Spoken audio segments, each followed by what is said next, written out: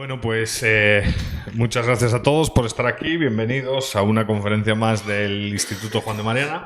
Y hoy tenemos con nosotros a Gonzalo Melián, pues obviamente persona conocida por todos aquí, ¿no? En esta casa, ¿no? Obviamente socio del Instituto, director de Online de Madrid Manuel Ayao, director de Universidad Francisco Marroquín Madrid y uno de los promotores de la Universidad de las Hespérides. Gonzalo, bienvenido. Es un placer siempre tenerte aquí, y la conferencia de hoy, que espero genere cierto debate, versará sobre urbanismo y policentricidad, estos conceptos de Elinor Ostrom tan interesantes, bueno, de la escuela de Bloomington en realidad, sí, tan interesantes, que pues como decía hace unos minutos, espero generen debate y diálogo para disfrutar de un ejercicio intelectual ameno, ¿no? Gonzalo, muchas gracias y bienvenido. Gracias, Eduardo, gracias, Irune, por la invitación al Instituto Juan de Mariana, y enhorabuena también por el trabajo que están haciendo en el tiempo que llevan dirigiendo el instituto, que creo que es fantástico. Así que bueno, gracias también a todos ustedes por venir hoy sábado, a hablar de policentrismo y ciudades, un tema que a mí me apasiona, pero que no es precisamente hablar a lo mejor sobre temas que son más comunes, ¿no? Voy a explicaros un poquito, básicamente, por qué las ciudades hoy, y vamos a centrarme en las ciudades españolas, no son ciudades policéntricas de sistemas complejos, básicamente. Y no lo son porque es imposible que lo sean debido a un modelo de planificación urbana y territorial coercitiva dirigido por el Estado que impide por completo que un policentrismo digamos, de orden espontáneo pueda emerger.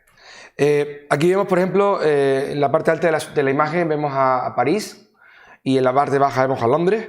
En verdad no son ciudades españolas, son ciudades extranjeras, pero el sistema de planificación urbana también son modelos, digamos, que impiden el policentrismo, pero la razón por la que pongo estas dos imágenes es porque vemos esas dos grandes ciudades en donde podemos ver en la imagen diferentes áreas, ¿no? Diferentes centros urbanos o diferentes zonas urbanas, y por esta razón existen multitud de estudios y de papers y de materiales de diferentes investigaciones de muchos arquitectos, de otros ingenieros, etcétera, hablando de ciudades policéntricas.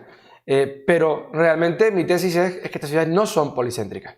Y no son policéntricas porque a lo mejor pueden estar divididas en áreas, divididas en zonas, pero no son, digamos, policentros en el sentido de tener multitud de centros de áreas urbanas autónomas que se autogestionan, que se coorganizan, que se entrelazan y que surgen nuevas o distintas zonas urbanas o formas urbanas.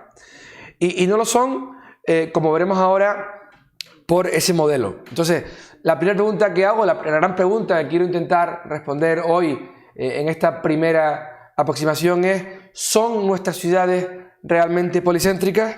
Pues bien, en primer lugar, para que ustedes se hagan una idea, tenemos un modelo de planificación urbana y territorial coercitiva dirigida por el Estado. ¿Qué significa eso? Pues miren, resumido en 2 minutos. Es un modelo de tipo piramidal, donde hay unas leyes urbanísticas que pueden ser, depende del país, de escala nacional, o en países de estados federales o autonómicos como el nuestro, pues son leyes urbanísticas autonómicas, y esas leyes de suelo nacionales o urbanísticas autonómicas son leyes que por lo general directamente ya están planificando parte de las ciudades. Y están definiendo cómo es el modelo de planificación. Y están definiendo cómo van a ser las formas de gestión urbana. Bien, en la segunda parte, o su escalón de esa pirámide, estarían los planes de escala territorial. Es decir, planes en los cuales se planifica una gran área del territorio. No una ciudad, sino muchas ciudades incluso. Y son planes donde principalmente se protege suelo, se diseñan infraestructuras urbanas de gran alcance, se establecen densidades edificatorias. Pero estos planes territoriales tienen que estar en consonancia con el escalón superior, es decir, con la ley autonómica, la ley federal o la ley nacional. Es decir, si la ley nacional dice que la densidad máxima de vivienda es 70, ningún plan territorial podrá poner más de 70 en el área. Nunca. Podrá poner menos, pero nunca más. La tercera parte del escalón es lo que se conoce como Local City Planning o planes municipales en España, que son realmente el principal plan de los municipios, que es el plan general, que son los planes que realmente asignan derechos y deberes sobre la propiedad del suelo. E incluso hacen la ordenación detallada de una parte del suelo y la ordenación estructural de otra parte del suelo. Pero estos planes a la misma vez tienen que seguir la ley y tienen que seguir el plan territorial en el caso que lo haya. Por eso es que va siendo como una pirámide, ¿no? Va llegando de escalón a escalón la regulación. Luego viene el plan de desarrollo, el master plan, que digamos que ordena detalladamente cada parte de la ciudad, cada área o cada zona a desarrollar. Y por último viene el proyecto de arquitectura. Pero el proyecto de arquitectura, cuando llega al final, es un proyecto que va a seguir unas ordenanzas que son producto de una ordenación estructurante, que son producto de una ordenación general, que son producto de una ordenación estructural y son producto de la ley. Es decir, al final el sistema es una especie de cascada que va cayendo una sobre otra y al final pues llega al proyecto de diseño urbano de arquitectura, donde la innovación, donde la posibilidad de crear nuevas formas urbanas, de crear nuevos diseños, está limitada por unas normas que impiden por completo el libre ejercicio de la función empresarial, no solo a los empresarios, sino también a los arquitectos, diseñadores, ingenieros, etc. Entonces, ¿por qué hago una breve introducción al sistema? Porque tenemos que entender que es un sistema que, en primer lugar, en la parte alta de la pirámide, nacionaliza los derechos de desarrollo del suelo y monopoliza la asignación de usos e intensidades del suelo. ¿Qué significa? Que el propietario del suelo no tiene el derecho a desarrollar un suelo. Se lo va a dar el Estado, cuando el Estado lo considere. Y tampoco cuando le dé el derecho a desarrollar el suelo va a poder hacer lo que quiera, sino va a poder hacer lo que el Estado, a través de la planificación urbana o los planes urbanísticos, le diga que puede hacer. De la manera que las normas urbanísticas son producto de ese modelo dirigido por el Estado a través de diferentes administraciones. Es algo así como la cartilla de racionamiento de comida de Cuba. Algo así más o menos parecido, pero más complejo, más difícil de entender. Bien, una vez dicho esto, voy a introducir una segunda parte del debate, que es por qué, o si realmente estamos hablando de policentrismo. Cuando hablamos de policentrismo estamos hablando de descentralización.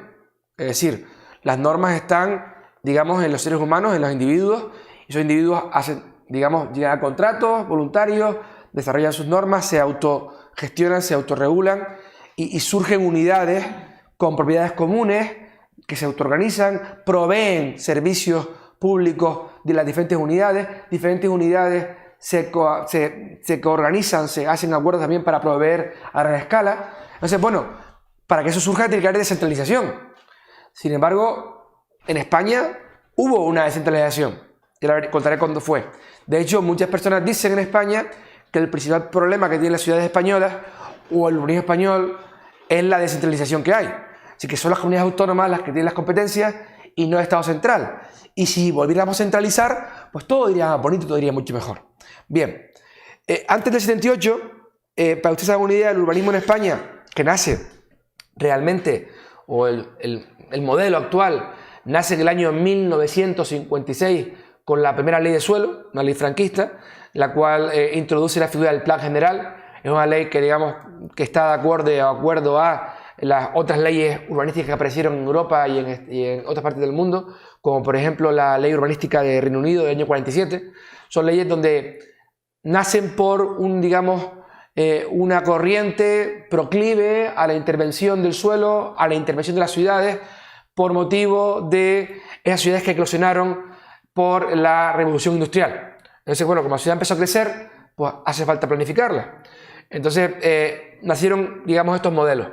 Y este modelo era un modelo centralizado, era un modelo no descentralizado, era un modelo donde las competencias legislativas las tenía el Estado central, la aprobación de los planes era el Estado central, pero es verdad que el Estado central tenía descentralizado en las provincias algunas de las redacciones de los planes provinciales,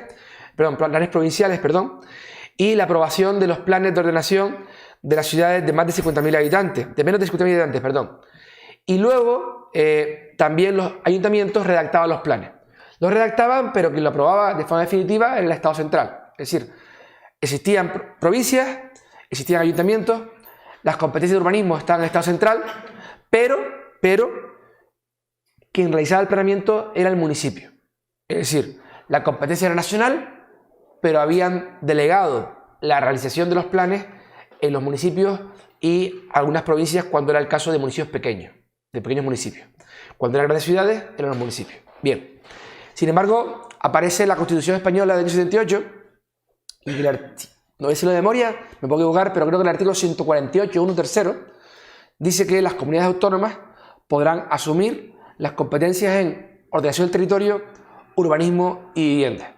Por lo tanto, todas las comunidades autónomas, a través de sus estatutos de autonomía, asumieron las competencias. Bien.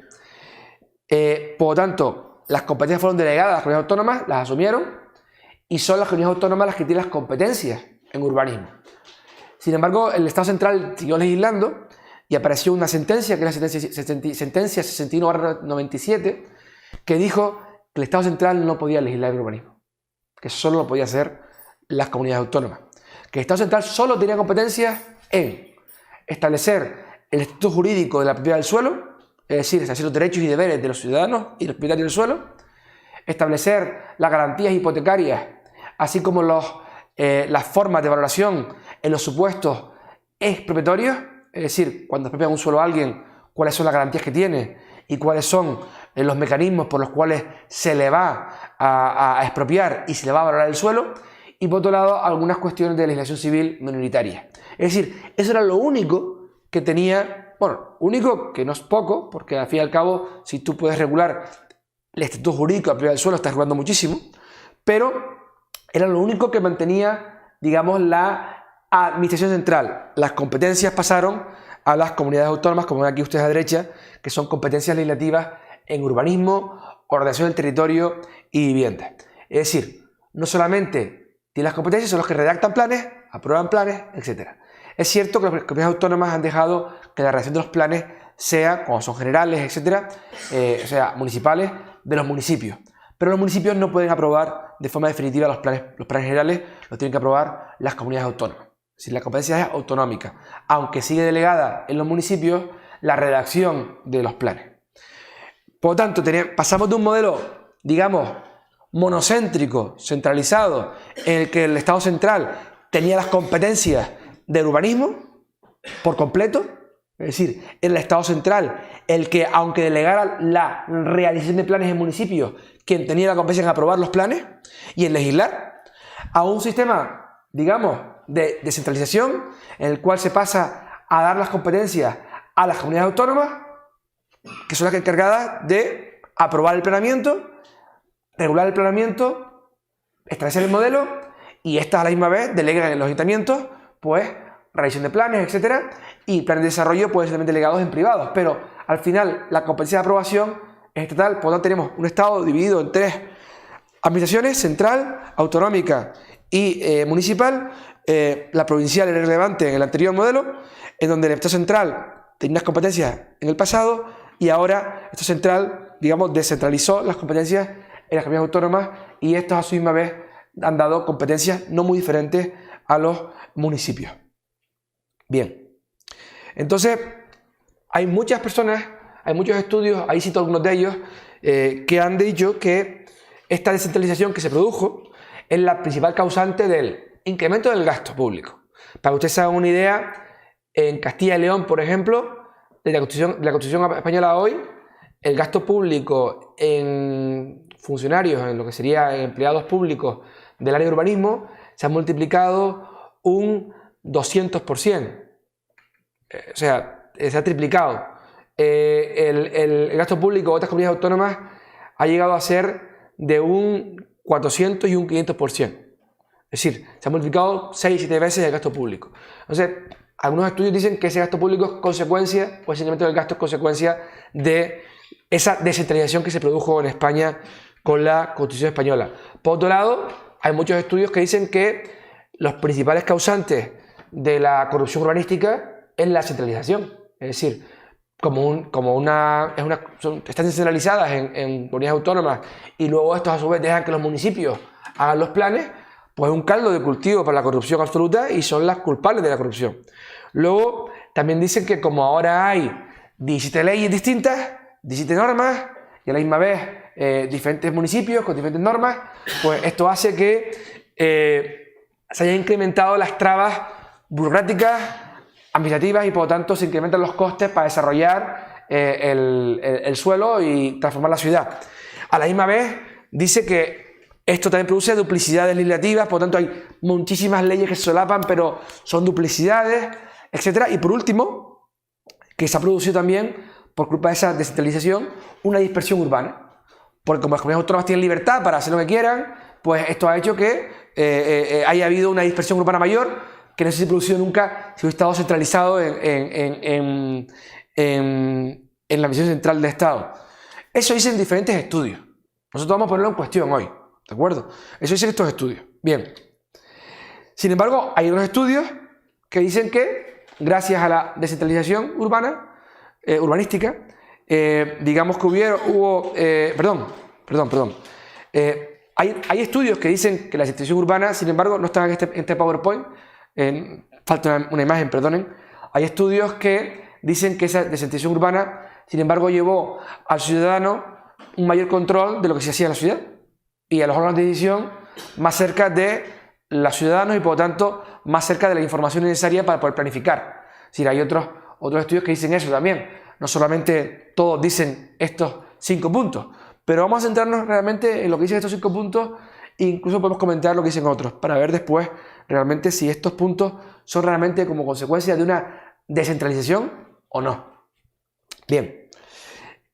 Con respecto a la descentralización, hay muchísimos estudios. Ahí tenemos como principal referencia al FREI, que hemos comentado muchas veces, Eduardo, que la descentralización siempre, o en la mayoría de los casos, mejora una eficiencia. Es decir, mejora la eficiencia en el sentido de incrementar, digamos, el social surplus, en el sentido de que no haya una pérdida de creación de riqueza, en donde, digamos, un mayor número de consumidores y de productores incrementan sus excedencias y por lo tanto hay un total output, una producción mayor, un incremento de riqueza mayor.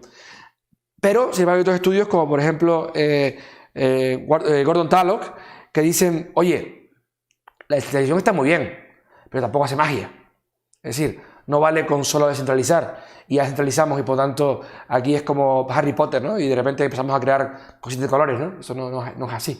Entonces, bueno, vamos a ver realmente si esto realmente que dicen estas personas de que se aumenta la eficiencia con la descentralización urbanística es o no es verdad, y vamos a ir llegando poco a poco. Vamos a construir un poquito lo que la teoría quiero exponer, ¿no? Entonces, para eso, antes que nada, voy a contarles el modelo de Public Choice. El modelo dice que en ambientes descentralizados, la estructura del Estado disfruta de mucho poder y de poco control por parte de los ciudadanos. Sin embargo, en ambientes descentralizados, los votantes tienen una mayor capacidad de control sobre los políticos encargados de tomar decisiones. Entonces, bueno, aunque lleguemos ahí, la realidad es que a día de hoy, que hemos dicho que es un modelo descentralizado, los votantes realmente no creo, por mi experiencia, que entiendan el sistema y que ejerzan ningún control sobre el sistema. O sea, es un sistema donde los 4 grupos de decisión pública, como votantes, políticos, burócratas y grupos de interés, donde el grupo de votantes, digamos, es manipulado en muchas ocasiones, pero tiene poco poder de decisión y de control. En el modelo español, por lo menos. Donde los políticos, burócratas y lobbies, grupos de interés, se lo cuecen y se lo comen ellos solitos. Entonces, lo vamos a ver, pero básicamente yo os adelanto ya que en el modelo que tenemos, esta descentralización no hace que los votantes tengan un mayor control de los políticos. Pero es que a lo mejor, como llegaremos ahí al final, igual es que no hay una descentralización tal. Vamos a ver. Bien. Entonces, uno de los pocos estudios que se ha hecho sobre la descentralización del planeamiento como propuesta para mejorar la eficiencia fue Liberating the Land, de Mark Pennington, que se publicó creo que en 2002 por el Economic Fair, en el cual su tesis es para mejorar el planeamiento en Reino Unido, un país donde las competencias son centralizadas por el Estado central, sin embargo un planeamiento mucho más orientativo que el constitutivo español, pero dice Mark Pennington que la única forma de mejorar el sistema es descentralizando e introduciendo mecanismos de mercado, es decir, subastas de desarrollo, etcétera, unos mecanismos que permitan que el mercado también entre. Esa tesis de Pennington. Y, digamos, esta tesis que estoy hoy ustedes, surge en parte por este libro. Porque yo lo leí y dije, pues Pennington no está equivocado. Porque esto lo se ha hecho en España, y en efecto, hay muchísimos estudios que dicen que esto es un desastre. Pero claro, después seguí investigando y entré en la Bloomington School y empecé a leer a Ostrom, tanto a Vincent como a Eleanor, y de repente me di cuenta, y a Boesky también, que ha escrito mucho sobre la Bloomington School, y claro, me di cuenta, como voy a exponer aquí hoy, que lo que hubo en España no era una descentralización, era mentira. Le llaman descentralización, pero no lo era. Por lo tanto, puede ser que la tesis de Pennington sea correcta, pero no se ha aplicado en este país. Vamos a llegar ahí poco a poco. Bien, les voy a contar un poco, esto por ejemplo son algunos puntos sobre Vincent Ostrom, sobre, digamos, el policentrismo. Dice Ostrom, por ejemplo, que es reconocido que la competencia en el mercado mejora la eficiencia.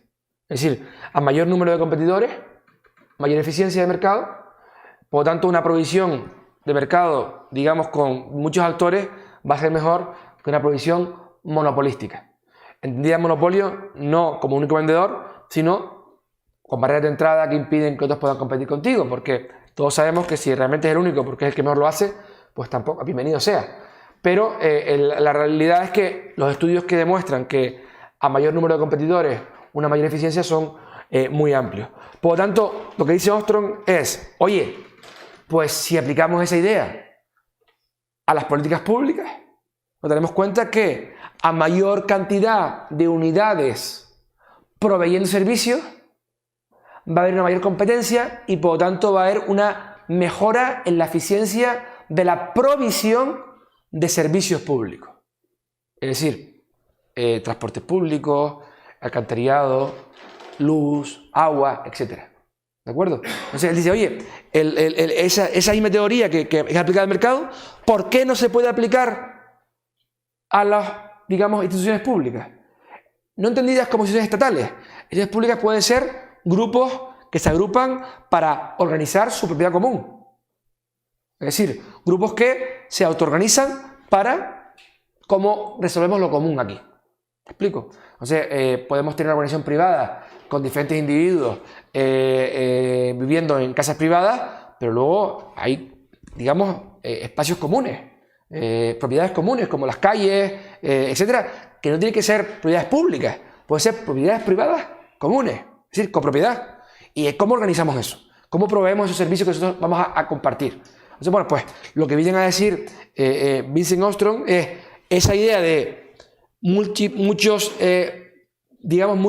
unidades por servicios de mejora de eficiencia puede ser aplicada también a las políticas públicas. Por lo tanto, la tesis de Ostrom es, y es una tesis que él demuestra en diferentes artículos, es las decisiones políticas que se toman de forma policéntrica mejoran la calidad y la estabilidad de las decisiones colectivas. Es decir, no solo mejora la calidad de esas decisiones, sino que también son más estables. Son más estables y por lo tanto crean una mayor estabilidad y un mejor incentivo digamos, a la diversidad y al crecimiento económico. Sin embargo, el Comité para el Desarrollo Económico, en el 70, digamos, hizo una crítica muy importante al policentrismo. Y vino a decir que el policentrismo realmente incrementaba la burocracia, incrementaba el solapamiento, incrementaba los costes, por lo tanto de eso nada. Más o menos lo que dicen algunos estudios sobre el urbanismo actual. De hecho, os traigo aquí, digamos que la crítica era demasiados solapamientos y unidades de gobierno disfuncionales. ¿Os suena? O sea, es una crítica que oímos en la calle en España. No, es que el problema es que hay 40 leyes distintas, el problema es que hay 40 gobiernos, el problema es que hay diferentes disfunciones que hacen que todo crezca la burocracia, etcétera, etcétera, etcétera. O sea, esa es la crítica que hace, digamos, el Committee for Economic Development en el año 70 y parece que no difiere demasiado de lo que oímos en estudios aquí en España actuales y de lo que oímos incluso en la calle, ¿no? Entonces, para ello, este comité lo que propone es una reorganización en una gran unidad. Es decir, eliminar el policentrismo y centralizar en una gran unidad que planificara, coorganizara, proveyera los servicios.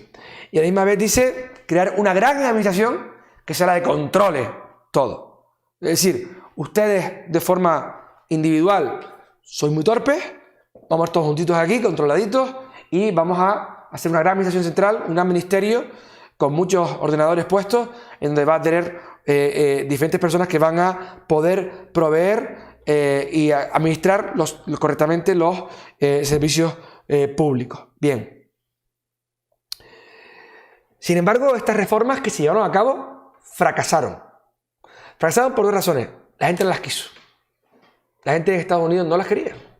No las quería porque perdían el control sobre su gobierno, el sentimiento de poder tener tu gobierno, digamos, cerca y poder controlarlo dejaba de existir, por lo tanto la gente no lo quería. Y por otro lado, hay algo muy importante que todos ustedes conocen, y es el problema de la información.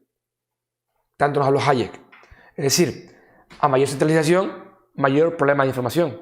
Y por lo tanto, aquellas planificaciones que hiciésemos o aquellos, digamos, planes que quisiésemos llevar a cabo, implementar a cabo, primero tendrían una deficiencia importante de información, y segundo, tomarían en muchos casos decisiones erróneas, porque ya sea por falta de información o ya sea por información errónea, la decisión del cálculo económico iba a ser errónea y por lo tanto la provisión iba a ser errónea. Así que no funcionó. Sin embargo, aquí estoy 1000 puntitos pequeñitos. Esta diapositiva a mí no me gusta nada, pero tampoco quería hacer 40 diapositivas, y os voy a contar un poquito cuál era la agenda empírica que tenía la literatura de la Metropolitan Reform para la centralización. Una era: los servicios y bienes públicos son homogéneos y similares y afectan a todos los habitantes en un área metropolitana. Los votantes comparten preferencias similares para los bienes y servicios públicos. Los votantes con mecanismos electorales pueden mostrar sus preferencias. Los oficiales elegidos pueden trasladar las preferencias de los votantes en objetivos políticos asignados a la burocracia y determinar los impuestos para producir. El jefe de la burocracia tiene suficiente control sobre el resto de la burocracia, quienes proveen el más alto nivel de bienes y servicios públicos por el presupuesto que ellos reciben. Los burócratas a nivel de la calle producen bienes y servicios a clientes pasivos. El incremento del tamaño de la unidad de gobierno urbana incrementará el beneficio per cápita. Habrá más eficiencia en la producción de servicios, una mayor igualdad de distribución de los costes. No voy a seguir leyendo, ¿vale? De hecho, me gustaría que compartieran la diapositiva con quien quisieran. Los pueden leer si quieren. Y quien quiera más información, les recomiendo leer, que esto está en el libro de Dragos y Boettky, de Bloomington School. Bien, esta es la agenda. Fíjense cómo era la agenda de la Bloomington School.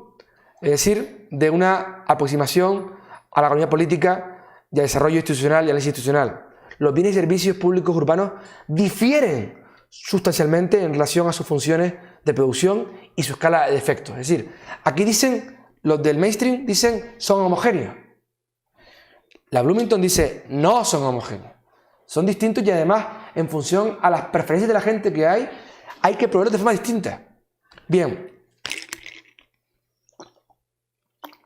Dice la Bloomington, los individuos con preferencias relativamente similares de bienes y servicios públicos tienden a formar un grupo de vecindad.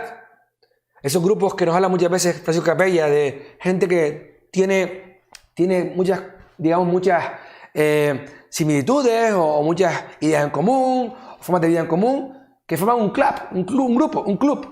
Pues no es otra cosa que una vecindad. O sea, al final, mucha gente no quiere vivir en una zona de barrios porque no se siente identificada con esas personas. Pues gente que son similares buscan agruparse. Sin embargo, el mainstream dice lo contrario. Dice, no, las preferencias temporales o las preferencias de la gente se hacen a través de los votos, punto. Sin embargo, la Bloomington dice, los indios se unen haciendo contratos privados porque ya son similares a ellos. Entonces, las preferencias, aunque se pueden mostrar con los votos, principalmente se muestran por contratos privados, que hacen que la gente se autoorganice en unidades de gobierno. Bien, dice, los ciudadanos que viven en múltiples jurisdicciones aprenden más sobre el rendimiento de cualquier otra jurisdicción oyendo y viendo cómo los problemas son resueltos en otras jurisdicciones. Es decir, tengo un problema, miro cómo es el vecino, pues mira, fulanito o el vecindad A o vecindad B lo está solucionando así. Y de repente hay una vecindad que se pone de acuerdo para copiarle a otra. O hay una que innova porque tienen, digamos, tienen incentivos para intentar ser más eficientes. Y al final una hace que cambie esa eficiencia, o cambie, mejor dicho, que cambie por completo la provisión, y las otras la copian, como en el mercado. De repente una empresa introduce el iPhone y de repente más tarde Samsung empieza a sacar cosas muy parecidas o iguales. Distintas, pero parecidas. Entonces, la innovación la hace alguien, por supuesto, persiguiendo el propio interés, y luego otros muchos la copiamos. Pues esto mismo se puede dar digamos, en el policentrismo. Dice también la Bloomington, dice: múltiples jurisdicciones con diferentes ámbitos y escalas de organización permiten a los ciudadanos realizar mejor las elecciones eficientes cuando seleccionan paquetes de servicios más importantes para ellos, articulan mejor sus preferencias y, si es necesario, se mueven a otras jurisdicciones. Esto es algo parecido a cuando dice la gente: no, es que la gran empresa aniquila a la pequeña empresa. No es verdad. En el mercado hay mercado para empresas pequeñas, para empresas medianas y para empresas grandes. Es verdad que las empresas grandes normalmente tienen mayor capital, pueden invertir más en innovación y por lo tanto están nuevamente siendo punteras en la innovación. Pero eso no significa que empresas pequeñas no puedan hacerlo. Eso no significa que no puedan existir empresas pequeñas o medianas, porque hay mercado para todo. O sea, yo me acuerdo cuando decían que los grandes supermercados iban a matar las tiendas de aceite y vinagre de los barrios. Ahí están los chinos por todos lados. Ahora está Carrefour. Están otras marcas entrando con pequeños supermercados en los barrios porque han encontrado un nicho de mercado. Realmente esa misma idea es aplicable a instituciones públicas. Puede haber, digamos, unidades de jurisdicción pequeñas, medianas, grandes, y incluso se pueden dividir, luego pueden sumarse y pueden ir evolutivamente cambiando. Igual que hay empresas que crecen y disminuyen o se atomizan.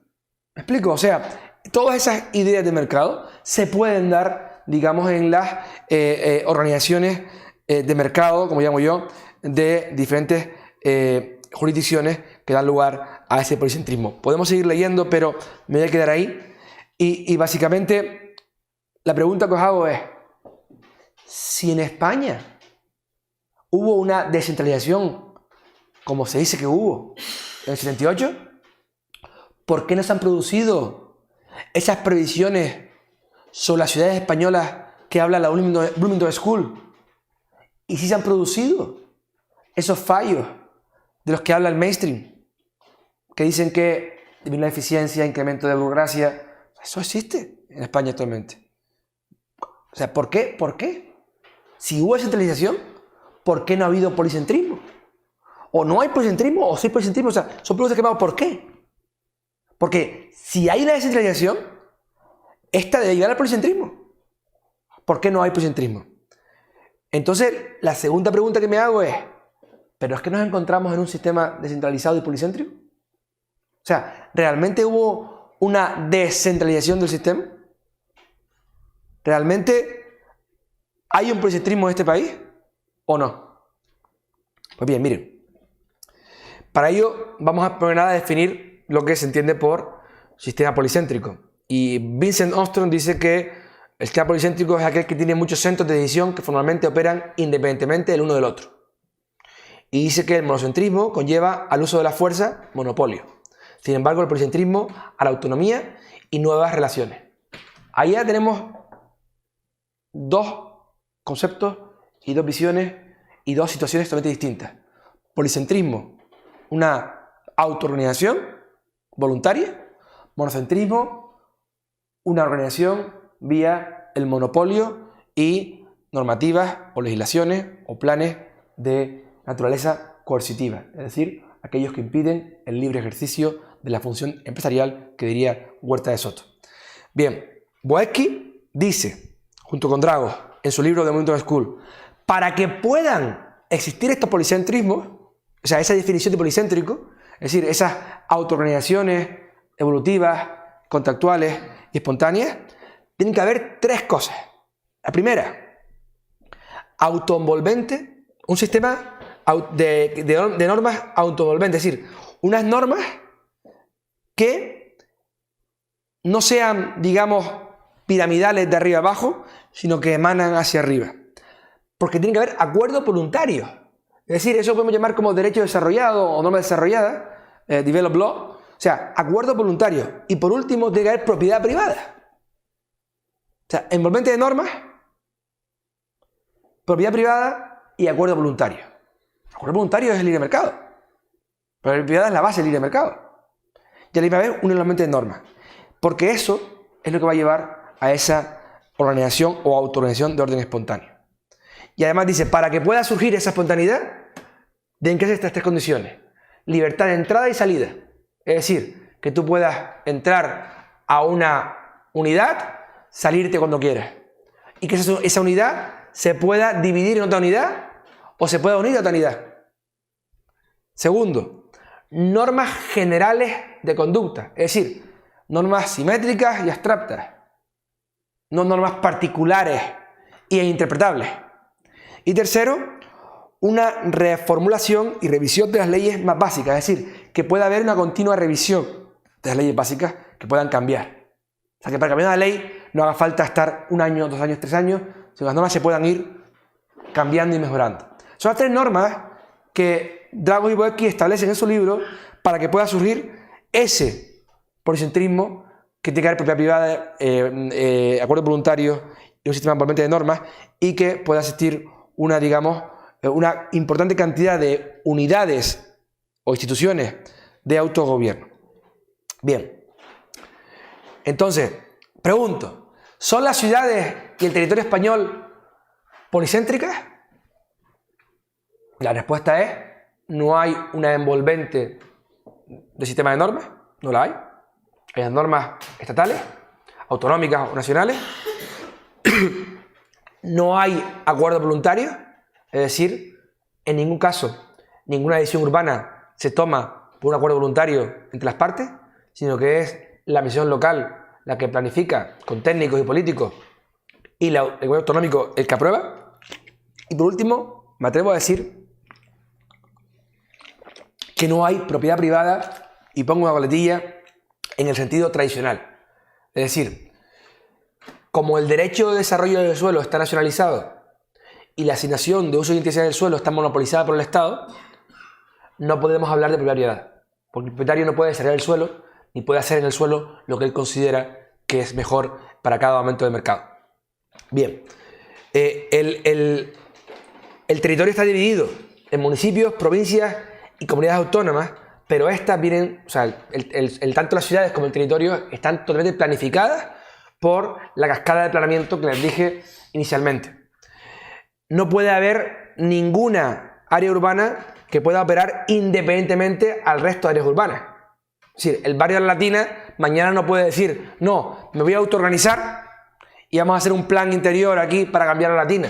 Pues barrio Salamanca o una zona para Salamanca. Ninguna unidad urbana puede, digamos, decir, vamos a autoorganizar nosotros aquí y vamos a hacer nuestra unidad urbana. Pero no solamente eso, es que ni siquiera una ciudad puede decir eso. O sea, ya no es un área urbana, una ciudad no puede hacerlo. Bien, tanto el territorio como los municipios están, digamos, organizados de forma monocéntrica. Es decir, el Estado autonómico tiene las competencias, los municipios hacen los planes, pero realmente es el concepto monocéntrico que dije antes. Está aquí. Uso de la fuerza del monopolio, es decir, yo impongo el plan. Lo vestimos de democrático. Incluso hacemos informaciones públicas para engañar al personal. Pero realmente es un plan coercitivo que se impone a la gente. Por lo tanto, no podemos hablar en ningún caso de algo de policentrismo o de autoorganización, sino que es monocéntrica porque precisamente hay un uso de la fuerza que impone el plan. Por lo tanto, los policentros que existen son diseñados de forma artificial monopolísticamente. Es decir, no es, cuando oímos estudios de urbanismo o leo estudios de urbanismo dando policentrismo, realmente no está dando el policentrismo entendido de forma institucional, de autoorganización, etc. Está dando de diseño distinto, de diferentes áreas, de diferentes formas de vida en esas áreas, pero la organización de esas áreas es monocéntrica. Por lo tanto, no es un policentro. O sea, no son policéntricas. Pues hablamos de policentrismo de diseño de forma monocéntrica, si quieren llamarle. Es decir, son diseñados de forma monopolística, de policía central, pero al final son zonas, distintas zonas, sí, son distintas áreas, distintos diseños. Los edificios aquí son distintos a los edificios en las afueras de Madrid, o en Salamanca los edificios son distintos al Chamberí, pero tampoco son tan distintos, y por otro lado, no en ningún caso es entendido como ese policentro del que habla, digamos, la Bloomington School. Y por último, la autorregulación espontánea no existe en el sistema español, en absoluto. Por lo tanto, vamos a analizar ahora si eso se ha producido o no por culpa de la situación actual o por algo concreto. Es decir, porque si hubo esta alineación, ¿por qué no se produjo esto? Bien, primero, la primera norma de Drago y Podesky. Tiene que haber libertad de entrada y salida. No existe libertad de entrada y salida porque, bueno, está el debate de la independencia de Cataluña de forma relevante, pero eso es una libertad de entrada y salida. De un territorio a gran escala, pero puede estar perfectamente de un barrio o de una ciudad. O sea, no existe. Hay una unidad territorial incuestionable que es aplicada a las ciudades. No existe la posibilidad de crear de forma espontánea nuevos centros o nuevas ciudades. No puedes. Solo puedes hacer lo que el plan estipula. Y tercero, así como los mercados son complejos, los planes son hipercomplejos, pero son tratados de forma monocéntrica. Entonces, por lo tanto, esa libertad de salida no existe en el sistema. Por último, segundo, tiene que haber normas generales de conducta. Precisamente, si el sistema se basa en algo, es en que no hay normas generales y abstractas y simétricas aplicadas a todo el mundo por igual. Empezando por la clasificación del suelo. Para los que no sepan qué es eso, los planes dicen, este suelo es urbano, suelo urbanizable, este suelo es no urbanizable. En el suelo urbano es el ya urbanizado, en el cual el plan estipula la ordenación detallada, cuántas plantas puedes hacer, el color de las ventanas, el tipo de cubierta, el tipo de balcón, todo. El urbanizable es aquel que se puede desarrollar, y el plan incluso regula cómo se puede desarrollar, cuántos metros cuadrados puedes construir, cuántas viviendas puedes construir, cuánto porcentaje de esos metros cuadrados tiene que ser comercial, cuántas zonas verdes tienen que haber, etc. Y el no urbanizable es aquel que no se puede urbanizar, está protegido. Por lo tanto, normas generales abstractas en absoluto. Pero es que no solamente eso, es que las normas del sistema actual son particulares y arbitrarias. Es decir, hay una persona que es el que va a decidir lo que va a ser urbanizable, lo que va a ser no urbanizable, lo que va a ser urbano. Sí, puede ser justificado con multitud de informes técnicos, lo que ustedes quieran. Pero son normas arbitrarias, totalmente arbitrarias. Es más, esas normas luego tienen que ser interpretadas por funcionarios que dan licencias urbanísticas para hacer una edificación, por ejemplo, que otra vez son interpretadas. Me acuerdo cuando hice este edificio de OMA, hice rehabilitación de este edificio de OMA, me acuerdo que hubo un año para una licencia y otro año para otra licencia. Fueron 2 años. El técnico que hizo la revisión de la licencia llegó a decirnos que demostráramos que la barandilla de la escalera podía aguantar no sé, 70 kilos o 80 kilos en el apoyo de la mano. Y yo digo, ¿usted quiere que rompa la barandilla para poder demostrar eso? ¿De qué está usted hablando? Y incluso a preguntarle, ¿usted quiere dinero? Porque si es lo que busca, aquí no va a conseguirlo. O sea, todas esas normas son interpretables. Son normas que la gente puede interpretar. Por lo tanto, de ser generales y abstractas o de conducta, nada que ver con el sistema actual. Y por último, dice reformulación y revisión de las leyes más básicas. Es que las leyes y los planes son tan complejos que poder revisarlas o cambiarlas lleva años. Yo llevo 8 años. No, yo, a ver, 2011. 8 años ya. Sí, 2000, no, a ver, un momentito. Sí, 2011, 8 años para la redacción de un plan general de un pequeño municipio de Albacete. 8 años. Imagínense la flexibilidad que tiene eso. Sí, si las normas no se pueden cambiar o, digamos, mejorar o revisar de forma bastante rápida. O sea, todo eso lo impide el sistema.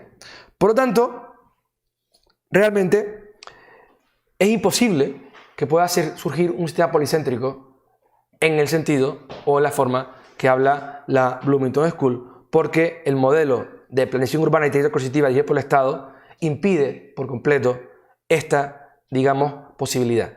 Pero es que además, este modelo realmente no es un policentrismo entendido para la provisión de servicios públicos. Lo que tenemos es un policentrismo de legislaciones, un policentrismo de regulaciones. No estamos hablando de provisionar de forma eficiente de diferentes servicios, estamos hablando de regular de forma solapada las ciudades. Esto no tiene nada que ver con la descentralización. Estamos hablando de que hay infinidad de normas solapadas y regulando de forma solapada. Que eso nada tiene que ver con la idea de policentrismo de la Bloomington School. Conclusión. El sistema español no es un sistema policéntrico debido a este modelo. Entonces, ¿qué es? ¿Qué es el sistema español? Porque todo el mundo conoce que ha habido una descentralización. Entonces, realmente, ¿qué es? ¿De qué se trata? Porque tampoco es un sistema monocéntrico centralizado. Es decir, el Estado central no tiene todas las competencias, realiza todo. Entonces, ¿qué es? Bien, pues mi tesis es que no hay policentrismo de normas originadas por acuerdo voluntario, no lo hay. No hay propiedad privada. Sí ha sido reducida la distancia entre los órganos de gobierno y decisión pública a los votantes, es decir, hay una mayor información del gobierno con respecto a lo que se va a realizar, pues está más cerca de los votantes, está más cerca de los individuos, pero a la misma vez tampoco se trata de un sistema policéntrico complejo, sino que se trata, desde mi punto de vista, de un sistema monocéntrico desconcentrado,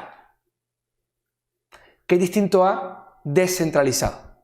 Es un sistema monocéntrico, desconcentrado y complejo. Es decir, todas esas unidades que quieren llamar policentros son organizadas de forma monocéntrica. E incluso el Estado central, ya con la ley del suelo o las leyes autonómicas, también está de forma monocéntrica originando esa cascada de planeamiento. Por lo tanto, estamos hablando de monocentros, distintos monocentros, un sistema monocéntrico está desconcentrado en muchas unidades, pero no es un sistema policéntrico entendido como aquel sistema policéntrico de autoorganización o espontánea. Bien, precisamente como se trata de un sistema monocéntrico, aunque está desconcentrado, precisamente por eso se incrementa la corrupción. Porque es verdad, estamos más cerca de la decisión, pero como hay control absoluto del sistema, hay un tipo que pone la línea entre urbano y urbanizable, un tipo que da licencia a un edificio no la da, ahí se fomenta la corrupción. Porque no estamos hablando de acuerdo voluntario, estamos hablando de que hay un monopolio de poder del Estado a la hora de regular la ciudad. Bien, por lo tanto, no puede haber un sistema descentralizado y monocéntrico, dado que esa descentralización debería conllevar al policentrismo, y no lo ha llevado precisamente porque no se dan las condiciones del policentrismo. Es verdad que hubo una descentralización jurídica, pero eso no es una descentralización que lleva a un sistema policéntrico, sino que es una desconcentración, en mi opinión. Por lo tanto, nos encontramos ante un sistema, hemos pasado de un sistema centralizado monocéntrico a un sistema desconcentrado monocéntrico. Bien, ¿cuáles son los problemas del sistema? Que esos estudios que dije al principio revelaban. Pues miren, los problemas que decían que tenía el sistema por haber descentralizado son precisamente los problemas que existen por ser monocéntrico. Es decir, porque no ha existido esa descentralización. Existe, en primer lugar, el problema de la información. O sea, el órgano director, ya esté más abajo o más arriba, no tiene la información necesaria para poder planificar de forma correcta. Existe el problema de que, como esa información es errónea, los planes urbanísticos poseen y tienen muchísima información errónea y llevan a decisiones erróneas. Por supuesto, incremento de la corrupción, de la burocracia. Por supuesto que se incrementa la burocracia. Claro que sí, pero no por descentralizar, sino por no descentralizar. Por no llevar las competencias a los ciudadanos. Por no devolver las competencias a los ciudadanos. ¿Cómo no va a haber burocracia? Claro que va a haberla. Es que sigue siendo un sistema monocéntrico, de planificación central, concentrado, sí, pero monocéntrico. Y por supuesto, corrupción. Es una fiesta la corrupción. Pero no por la descentralización, sino por, una vez más, ser un sistema monocéntrico monopolizado por el Estado, en donde ahora la decisión está más cerca del individuo. Es más fácil de corromperse. Es cierto que al estar más cerca, la corrupción es más fácil. Pero no porque esté más cerca, sino porque sigue habiendo un órgano director que controla y que dirige la planificación. Bien.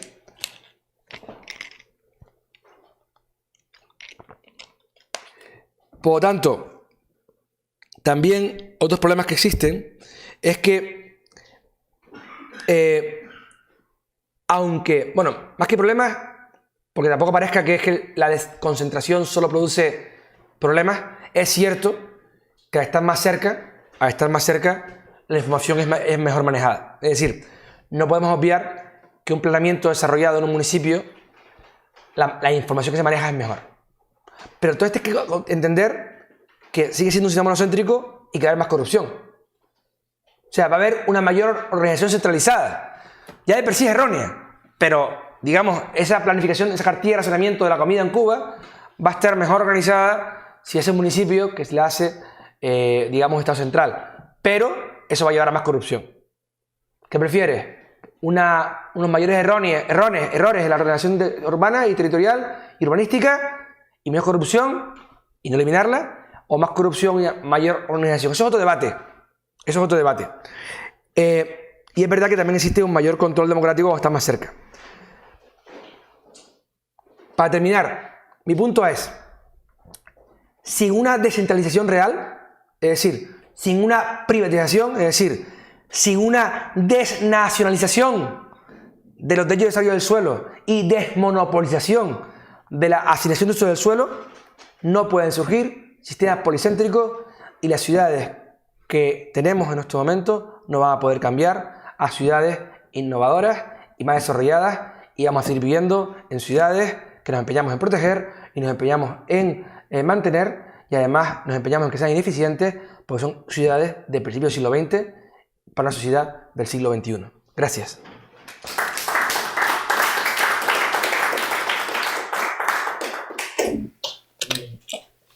Bueno, sí, me ha llegado una pregunta antes, me gustaría saber tu opinión sobre todo esto de los nuevos gobiernos municipales que hablan de la participación ciudadana o el presupuesto participativo, lo que aquí en Madrid se llama Madrid Vota, creo que es, o Madrid Decide. En teoría esto busca llevar a los distritos o a las personas que viven en un distrito a poder decidir llegar, ¿no?, a la toma de decisiones de sus localidades. ¿Qué opinión tienes tú de estos medios? Bueno, Eduardo lo comentó antes, yo soy arquitecto, he realizado una importante cantidad de planes generales y planes territoriales y planes parciales, he hecho importantes planes urbanísticos, he participado en muchas de esas informaciones públicas que dice Pablo, y voy a ser honesto, es un camelo. Es decir, la información pública no es otra cosa que un lavado de cara del plan. Básicamente, la información pública, que ahora se llama participación ciudadana, para que me ha bonito el nombre, ya existía en la época del franquismo. En la época del franquismo ya se hablaba de información pública. Los planes tienen que ser informados públicamente para tener transparencia. Una dictadura hablando de transparencia. Bien, la información pública ha ido evolucionando en participación ciudadana, que la gente pueda opinar. Yo he participado en varias investigaciones sobre esto y he hecho diferentes pruebas. Miren, hay una idea de la public choice que es la irracionalidad democrática. Es decir, la gente vota sin conocer la información de lo que está votando. Porque el coste de oportunidad de estar informado es tan grande que no hay tiempo para informarse. Bien, el sistema urbanístico actual es de una complejidad tal que solo unas pocas personas que han dedicado muchos años a estudio de profundidad van a poder comprenderlo. Es más, es que muchos de los que lo saben y lo conocen bien no lo comprenden. Entonces, una persona de a pie jamás va a poder hacer una votación, una valoración sobre algo, porque no va a entenderlo. O sea, no va a ser, no conoce el sistema. Es más, todas estas votaciones están utilizadas por los políticos para vender lo que ellos quieren hacer. O los técnicos también. Un técnico dice, hacemos información pública, recogemos ideas y luego le decimos a la gente que ha habido una presión pública y que tal, transparencia. Mentira. Esto es todo un camelo. Es todo un camelo. O sea, el propio sistema no puede ser transparente. En un sistema monocéntrico de presión coercitiva no va a ser nunca va a ser transparente. O sea, es una forma de lavado de cara, básicamente. Existía con Franco, existe ahora. No es nada nuevo bajo el sol. Bueno, yo la verdad es que gracias por la conferencia. Esta investigación es una gran investigación desde mi punto de vista. Mi pregunta, más reflexión también, ¿no? Al final, yo sí estoy muy de acuerdo con el concepto, el término monocéntrico desconcentrado. Porque en realidad un sistema policéntrico por fuerza es de abajo arriba. Y toda la legislación española alrededor de este tema es de arriba abajo. Entonces, por fuerza es monocéntrico. O sea, claro, incluso desde una lógica, digamos, a lo Vincent Ostrom, o sea, los que hablan de este modelo como policéntrico están terriblemente equivocados porque todos son decisiones verticales. O sea, al final incluso la propia descentralización es de naturaleza vertical. Entonces, en ese sentido, no se le ha dado la oportunidad, digamos, a los distintos policentros, a los distintos centros que participan de, digamos, construir modelos alternativos, ¿no? Y luego el tema de Hirschman, ¿no? Que efectivamente cita Boettky también, lo de la libertad de entrada y de salida. Claro, es que es clave, es que no hay margen para salirse del sistema. O sea, al final hay otro buen instrumento de interpretación de la norma, ¿no? Que es una lógica de cascada por fuerza también es vertical. Al final la idea es compartir, digamos, un conjunto de elementos comunes y a partir de ahí pues dejar pequeño margen de maniobra en unos municipios y tal, pero al final la esencia es irrefutable, la esencia no puede cambiar porque el sistema no quiere que cambie. Entonces, claro, en cierto sentido la pregunta que te quiero hacer es ¿por dónde empezar para cambiar? Porque claro, si queremos hacer una alternativa. Estos meses estamos reflexionando mucho sobre reforma política, ¿no? Si se quisiese reformar esto, habría ¿por dónde empezar? Porque claro, a corto plazo, fruto de la asimetría de información que has señalado, que debe ser inmensa, yo creo que deben ser muy pocas personas las que conocen a profundidad la legislación, parece un campo muy difícil de reformar. Fruto de la asimetría de información, fruto de los grupos de interés que ya manejan la información y que ya están acostumbrados a trabajar con ella y que ya ganan dinero con ella, que es una resistencia obscena a cualquier tipo de cambio en el sector. Y claro, a lo mejor incluso también hay hasta incomodidad de parte de los gobiernos más cercanos al ciudadano, porque a día de hoy, aunque son responsables, al final pueden echar la culpa siempre hacia arriba, ¿no? Entonces, ¿por dónde empezar la reforma? ¿Cuáles serían los primeros pasos, ¿no? Para ir, digamos, avanzando y transformando la naturaleza del sistema de un sistema monocéntrico desconcentrado a un verdadero sistema policéntrico? Bueno, antes que nada, Eduardo, muchas gracias por tus palabras. Entiendo que te guste el concepto porque otra cosa lo hemos debatido y realmente ha sido gracias a las conversaciones contigo que encontré digamos, porque para poder llegar a esa definición de monocentro desconcentrado, gracias a tu conversación contigo pudimos incluso llegar a ese nombre porque no encontraba la forma de explicar lo que quería explicar para decir esto no es descentralización como la gente la llama y bueno, y yo creo que es un concepto también pues, bastante adecuado. ¿Qué hacemos? Pues miren, en primer lugar, esto es cuestión de dar un botón y decir explota el sistema. Esto no es así. Como bien ha explicado Eduardo, cuando se avanza en una intervención, ya sea urbanística o sea de cualquier índole, cuando digo intervención, regulación, se va institucionalizando. Es decir, sacando una meba, va creciendo y va creando unas estructuras rígidas que son muy difíciles de romper. No imposible, pero muy difíciles. Eduardo lo ha dicho además, la clave. Como un sistema que muy poca gente conoce, las élites que lo conocen lo van a controlar. Burócratas que viven de ello, es decir, oficinas públicas que tienen plazas públicas, que saben que si hay más funcionarios van a subir sus salarios, van a controlar más. O sea, los funcionarios públicos del urbanismo todavía no he encontrado ninguno que diga que hay que liberalizar o hay que reducir regulaciones. Todos quieren más control y más planes. Segundo, los grupos de interés, los lobbies que hay, también están contentos y felices en un sistema donde la gente no se entera de lo que hay. ¿Por qué? Porque han pagado sus anchas. Es un sistema opaco. Les hacemos una información pública, pero la realidad es que es un sistema opaco. Es un sistema donde el lobby, por ejemplo, proteccionista, medioambiental, va a triunfar y va a caer más leyes medioambientales. El lobby proteccionista de los edificios va a triunfar. Cada vez más edificios protegidos. Bueno, es que yo he visto cada edificio protegido en catálogos de ayuntamientos que para ti te los pelos de la cabeza. ¿Por qué está protegido esto? O sea, porque tiene más de 40 años y punto. O sea, la realidad es que todos estos lobbies empresariales, turísticos, por ejemplo, o otro tipo, que saben que pueden conseguir que pongan hoteles donde ellos quieren, o pueden conseguir que pongan zonas industriales donde ellos quieren. ¿Por qué? Porque no hay un lobismo que triunfa porque, como decía Eduardo, hay una opacidad porque es imposible que la gente conozca el sistema. Y por supuesto los políticos. ¿Qué político va a querer perder el control sobre la ciudad o sobre el municipio, que es el que otorga además el mayor ingreso a las arcas municipales? La ciudad. Ya sea el IBI a los edificios o ya sea los impuestos a las plusvalías urbanísticas que se presentan en los planes.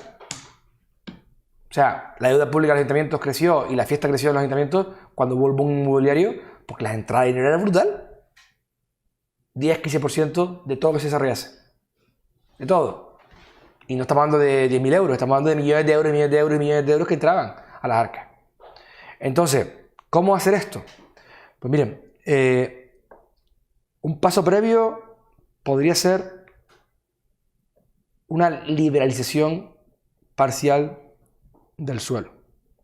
¿Qué significa parcial? Pues mire, protejamos todos aquellos suelos que queramos proteger por razones medioambientales, X o Y. Y dejemos el resto del suelo libre. Libre. Incluso el urbano. Es decir, que los barrios que ya están edificados y urbanizados puedan vecinos autoorganizarse y cambiar un barrio. El suelo de nueva creación, libre. Para que los precios de mercado puedan actuar. Porque hemos hablado realmente del policenterismo de normas, de la provisión de servicios. Pero es que aquí, digamos, hay muchísimos problemas más de los que hablo en otros trabajos que tengo, y todos ellos en mi tesis doctoral de la economía política de la planificación urbana, como por ejemplo que el diseño urbano no se rige por los precios de mercado. Es más, los precios de mercado no son precios de línea de mercado, son precios de mercado intervenidos, por lo tanto tampoco sirven como guía. O sea, las decisiones urbanísticas que se toman son por lobbies, por grupos de interés, por deseos propios del planificador, por gusto, pero no por precios de mercado. Entonces, realmente una posibilidad podría ser esa descentralización acompañada de privatización. No de todo, pero con que, digamos, puedas liberalizar el suelo urbano y el susceptible de transformación, sería suficiente para que haya un cambio importante. Mucha gente dijo que en el año 98 el gobierno hizo una liberalización del suelo. Es mentira. Y voy a explicar con un ejemplo que siempre pongo. Miren, el gobierno lo que hizo fue suelo urbano. Hay que estar urbanizado, tiene servicios públicos, alcantarillado de acera, alumbrado público, bla, bla, bla, bla. Suelo no urbanizable o protegido. Aquel que por razones distintas tenga que ser protegido. Resto del suelo, urbanizable. Y usted puede decir, bueno, entonces es liberalizado el suelo. No, porque seguía estando monopolizada la asociación del suelo y seguía siendo nacionalizado el desarrollo y uso del suelo. ¿Qué significa eso? que siga siendo el plan el que diga en esos urbanizables qué se puede hacer y cuánto se puede hacer. Por lo tanto, es verdad que hubo un incremento de la oferta, pero un incremento de la oferta regulada del suelo. No se liberalizó el suelo. Hagamos el símil, os digo, si yo mañana saco 20.000 nuevas licencias de farmacias en España, ¿he liberalizado la farmacia? ¿Sí o no? No, ¿verdad? He incrementado la oferta de farmacias, pero no la he liberalizado. Ahora si digo que mañana cualquier persona que tenga el título farmacéutico o que tenga una serie de condiciones puede crear una farmacia, sí la he liberalizado. Es distinto. O sea, no es lo mismo decir amplío la oferta regulada que liberalizar. Entonces, un primer paso, Eduardo, puede ser, oye, protejamos lo que queramos proteger y demos libertad, digamos, de normas, etcétera, en los suelos que se pueden desarrollar y eso ya urbanizado. O sea, es la única forma que se pueda realmente innovar.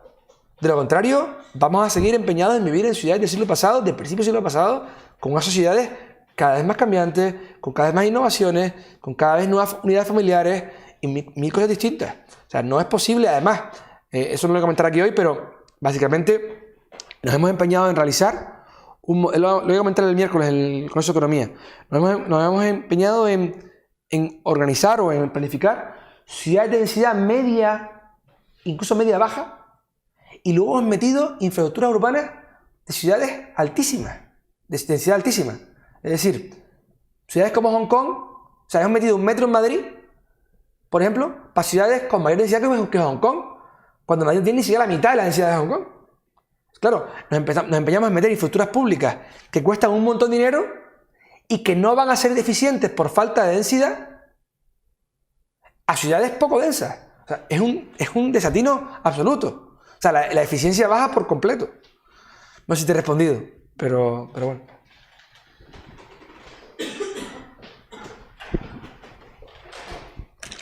Un poco haciendo la imagen que dices cuando comparas monocentrismo y policentrismo, yo muy visualmente, o muy por usar la analogía de Bastián, lo que se ve, pues pienso en lo que decías al final. Grandes ciudades o inclusive países macrocefálicos, sí, con ciudades enormes, y otro poco de ciudades pequeñas, muy medias y demás.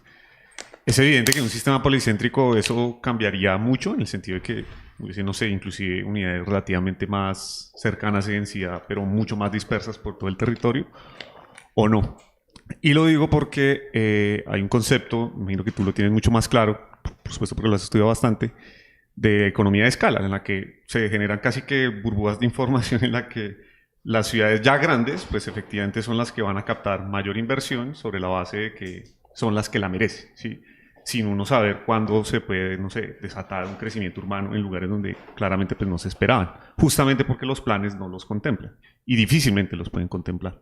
Entonces, mi pregunta es un poco eso, o sea, ¿es tan evidente esta imagen visual a la que te hago y tiene que ver efectivamente con este concepto de economía de escala? Sí, eso que he dicho es muy interesante porque de forma simpática o de forma curiosa, los que practican la planificación urbana suelen decir a mayor tamaño hace falta más planificación. Es decir, más grande la ciudad o más grande el territorio, más planes. A Madrid lo que hace falta es un plan territorial. No tenemos suficiente con los planes municipales. Entonces, a mayor tamaño, más planificación. Sin embargo, los que hemos estudiado un poquito de el problema del socialismo, sabemos que precisamente uno de los grandes problemas es que a mayor tamaño, como hagas mayor planificación centralizada, vas a cometer mayores errores y van a tener unas consecuencias mayores terribles para todos. Entonces, es verdad que así como yo lo visualizo es ciudades como, por ejemplo, Ciudad de México, por ejemplo, ¿vale? Que son ciudades que tienen los mismos habitantes que España.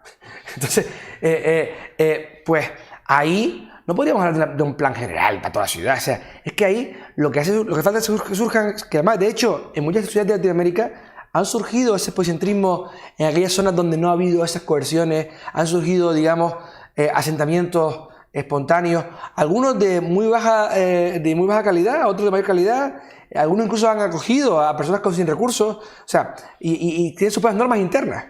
Pero lo que quiero decir es, esa gran ciudad tendría que haber multitud de centros organizativos y cada vez entre ellos se pongan de acuerdo en áreas y esas áreas en otras áreas. Cuando hablamos de policentrismo, no tiene que ser un tamaño de unidad. Los arquitectos del pasado, y todavía hoy, muchos todavía se piensan cuál es el tamaño ideal de ciudad. No existe el tamaño ideal. Igual que el policentrismo, tampoco puede existir el tamaño ideal de unidad administrativa. O sea, habrá unidades pequeñitas que procesarán a otras más grandes, y unidades más grandes que procesarán a otras más pequeñas. O sea, habrá diferentes acuerdos y diferentes cantidades de unidades. Y se ponen de acuerdo. O sea, no existe el tamaño ideal, ni de ciudad, ni de unidad institucional o de unidad administrativa para el policentrismo. Entonces, lo que yo veo es la forma de que pueda haber una ciudad densa, una ciudad que crea riqueza porque favorece el intercambio y, por lo tanto, al favorecer el intercambio, favorece o incrementa la división del trabajo y, por lo tanto, hay una mayor división del trabajo y, por lo tanto, hay una mayor riqueza, tiene que ser por forma policéntrica. Es que no puede ser de forma monocéntrica. O sea, el policentrismo es la única forma que tenemos para poder ordenar estos sistemas complejos. La ciudad es complejísima, muy compleja. Entonces, querer planificarla desde un punto de vista de un planificador, toda la ciudad, es que no tiene ni pie ni cabeza. Gracias. Estaba esperando. Gracias, Gonzalo. Gracias por la charla interesante. Lo que pasa es que la respuesta era bastante obvia. O sea, ya sabemos cómo es España y esto, por otra parte, nos lo has contado otras veces en bastante detalle, que no hay libertad. Pero yo te suelo pedir, y te lo pido en todas las charlas, que nos cuentes algo más de urbanismo y qué problemas tiene el propio urbanismo en relación con la libertad, la economía y los mercados. Es decir, hasta qué punto el urbanismo es algo que puede ser especial, ¿eh? Como por ejemplo yo hago cuando les intento explicar a los ANCAPs más radicales, pues que la defensa, la seguridad, la guerra son servicios especiales. Que no quiere decir que los mercados sean imposibles, pero que hay que pensárselo un poco más que otro tipo de mercados que parece que son fácilmente privatizables y que ahí la libertad tiene todo el sentido del mundo. Entonces, tú insistes en enfatizar mucho lo de órdenes espontáneos, mercado, empresarialidad, innovación, pero ¿hasta qué punto hay en urbanismo conocimiento técnico de ingeniería que esencialmente es objetivo y relativamente poco variable? Es decir, ¿cuánta variabilidad puede haber en que tiene que haber alcantarillas? Entonces me puedes decir, hombre, no, pues quizá no hay alcantarillas, hay fosas sépticas. Y dices, bueno, si la densidad de población es baja, quizá puedes tener fosas sépticas, pero entonces vas a tener otros problemas. Entonces, ¿cómo de grandes tienen que ser las alcantarillas, las canalizaciones, las calles, los problemas de ruido? ¿Pueden llevarte allá a decir, pues quizá no haya tanto juego para probar cosas distintas? Que no lo sé, ni siquiera estoy diciendo que tiene que ser así, sino que tiene sentido concentrar industrias en un sitio y viviendas en otro y oficinas en otro y lugares de ocio en otro, o no. Es decir, ¿está eso muy pensado o no? Tanto a nivel teórico como a nivel práctico, de qué ejemplos hay de urbanismo más, eso, empresarial, espontáneo, creativo, de decir, mira, esto parece que no se les había ocurrido nunca a nadie. O al revés, dices, si todas las ciudades son muy parecidas en regímenes más centralizados, más legalistas, burocráticos y en otros muchos más libres, pues eso quizá te esté indicando que es que no hay posibilidad de ir más allá y buscar soluciones por mucho que apeles a la empresarialidad y a la innovación. Bien, me alegra mucho que me preguntes todo esto, Paco, porque voy a poder responderlo bien además, creo. En primer lugar, como es lógico, no he contado cuáles son las, digamos, particularidades del mercado urbano, del urbanismo, de las ciudades. No he contado porque quería contar nada más que este punto que traigo hoy aquí, pero os cuento un poquito. Las ciudades no es como el mercado de la ropa. Las ciudades son complejas. Las ciudades, estamos hablando del lugar donde vive la ciudad desarrollada. O sea, nosotros podemos encontrar ciudades con gente pobre, pero no vamos a encontrar una sociedad rica sin ciudades. Las ciudades, además, es un mercado donde el cambio es de largo plazo. Si cualquier ajuste de la ciudad no se hace en 15 minutos. No se hace con una persona que dice, vamos a cambiar tal cosa. No, el cambio de la ciudad es evolutivo y de long run. O sea, es un largo plazo. O sea, no es para cambiar un barrio, para cambiar algo tal. O sea, para solo un edificio te va a llevar 1 año, 2 años construirlo. Entonces, para poder cambiar una zona entera de la ciudad, pues te puede llevar varios años. Es decir, es un mercado que tiene sus peculiaridades. Después estamos hablando de un proceso de mercado donde vive la gente, con diferentes preferencias. Entonces, donde se dan otros mercados. Es decir, muchísimos procesos de mercado triunfan o no triunfan gracias a que la ciudad esté mejor organizada o peor organizada. Es decir, ustedes no van a triunfar nunca con un bar en un sitio donde no haya gente viviendo. Ni vais a poder... Imagínense que mañana montáis en una zona urbana donde a lo mejor, yo qué sé, hay solo personas mayores, una guardería. Pues igual no vais a poder hacer nada. Pero básicamente es un mercado que tiene sus peculiaridades y una de las principales es que cualquier cambio, aunque use la empresarialidad, use la innovación, etc., es un cambio muy lento, evolutivo, no es inmediato. Esa es una de las más importantes. Por otro lado, Paco me decía, o me preguntaba sobre, oye, esto igual no es tan fácil como liberalizar y ya está, igual es porque no se hace, porque no se puede. Bueno, es que es tanto el poder y tanto el dinero que mueve el negocio de la ciudad, tan grande, que a los que pueden no les interesa que sea libre. Es como decimos, es que la banca no se puede liberalizar porque es que la banca es muy compleja. Hay mucho dinero por alrededor. O sea, se liberaliza porque hay unos lobbies muy importantes que no quieren liberalizarlo, no les interesa. Entonces, en todo el mundo, cuando empieza la ciudad y empieza la riqueza, hay que capturar esa riqueza. O sea, hay que controlarla y capturarla. De hecho, así como dictadores quieren controlar las fronteras, pues un alcalde querrá controlar la ciudad. Hay una parte de ese componente, ¿no? Luego también Paco me preguntaba ahora sobre el tema de la información, ingeniería, los alcantarillados. Bueno, es un gran punto ese. Yo siempre digo que en las ciudades hay dos tipos de conocimiento. El conocimiento objetivo y el subjetivo. El objetivo es el que hablaba Paco. Alcantarillas, alumbrado público, es decir, saber cuántas alcantarillas tiene que haber, saber qué ancho tiene el tubo, para cuánta población y saber cuánto tiene que medir el bajante de una casa en función a la gente que va a vivir en esa casa. Se calcula, es conocimiento objetivo, están libros, eso no hace falta ningún conocimiento empresarial importante para poder innovar ahí. La verdad que puede aparecer algo nuevo, cambie cosas, pero concepto objetivo. O sea, si haces tal edificio y viven tantas personas, necesitas tantas alcantarillas. O sea, eso es objetivo y no hace falta ningún tipo de innovación para poder realizar eso. Paco, el conocimiento que para mí es relevante en la parte de mis investigaciones es el conocimiento que no es objetivo, que no es, digamos, no está en un libro. Es decir, miren, hay muchísimo conocimiento disperso.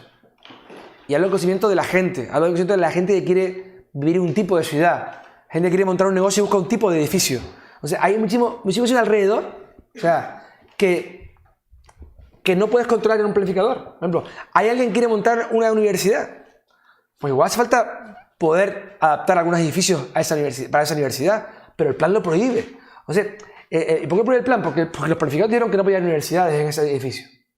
Entonces, al final hay muchísimo conocimiento subjetivo y disperso alrededor que no puede ser controlado de forma centralizada. No puede.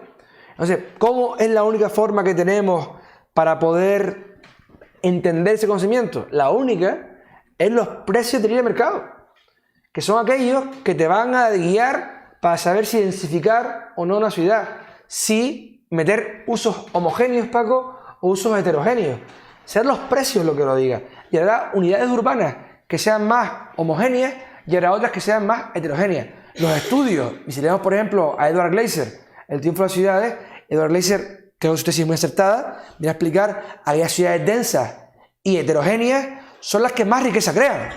Pero es que es de cajón. Es que si digamos el mainline de economía es libre mercado, sí, libre intercambio, división del trabajo, creación de riqueza, si más gente junta y de forma distinta, con usos distintos en la ciudad, vamos a poder intercambiar más, vamos a poder dividir más el trabajo y vamos a poder crear más riqueza. Seguimos dispersos en diferentes casas en torno al monte. Voy a comprar el pan. Me monto en un coche, estoy 20 minutos en coche y luego vuelvo a mi casa otra vez. 40 minutos para comprar pan. No, pues ya tengo un dron. Sí, pues ya tengo un dron. Sí. Pero, ¿y cuando vaya al cine? Ah, pues ver la película en casa. Bueno, pues entonces que me quedo en casa. Que sí, que perfecto. Hay gente que no quiere salir a la calle. Hay gente que está en su casa solo. De acuerdo, vete al campo. Pero la realidad es que la mejor forma para incrementar los intercambios e incrementar la división del trabajo y la riqueza son las ciudades. La gente no va a vivir a las ciudades porque alguien les obligue. La gente va a las ciudades porque están los hospitales, están los colegios, están los parques, etc. Y a mí me encanta el campo. Me encanta. Pero la realidad es que en el campo no voy a hacer lo que hago yo aquí, en Madrid. Es imposible. Entonces, no sé si te he respondido, Paco, lo que has preguntado, pero básicamente a mí el conocimiento que me preocupa es el que estoy disperso y aquel conocimiento que todavía hoy no se ha creado. Es más, el movimiento moderno, Le Corbusier, Wright y todos estos arquitectos fueron aquellos que promovieron una mayor centralización de la ciudad y una mayor planificación coercitiva de las ciudades. Porque simplemente ellos estaban en un momento en donde podían innovar, podían libertad en tipologías urbanas.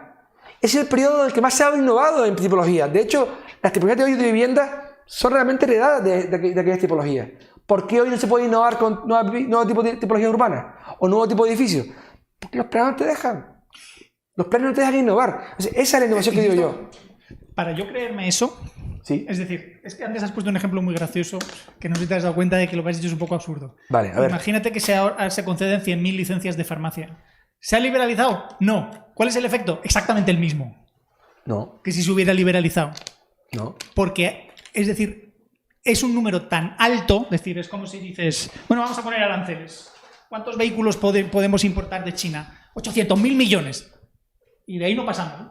Pero es que no íbamos a pasar de ninguna manera de ahí.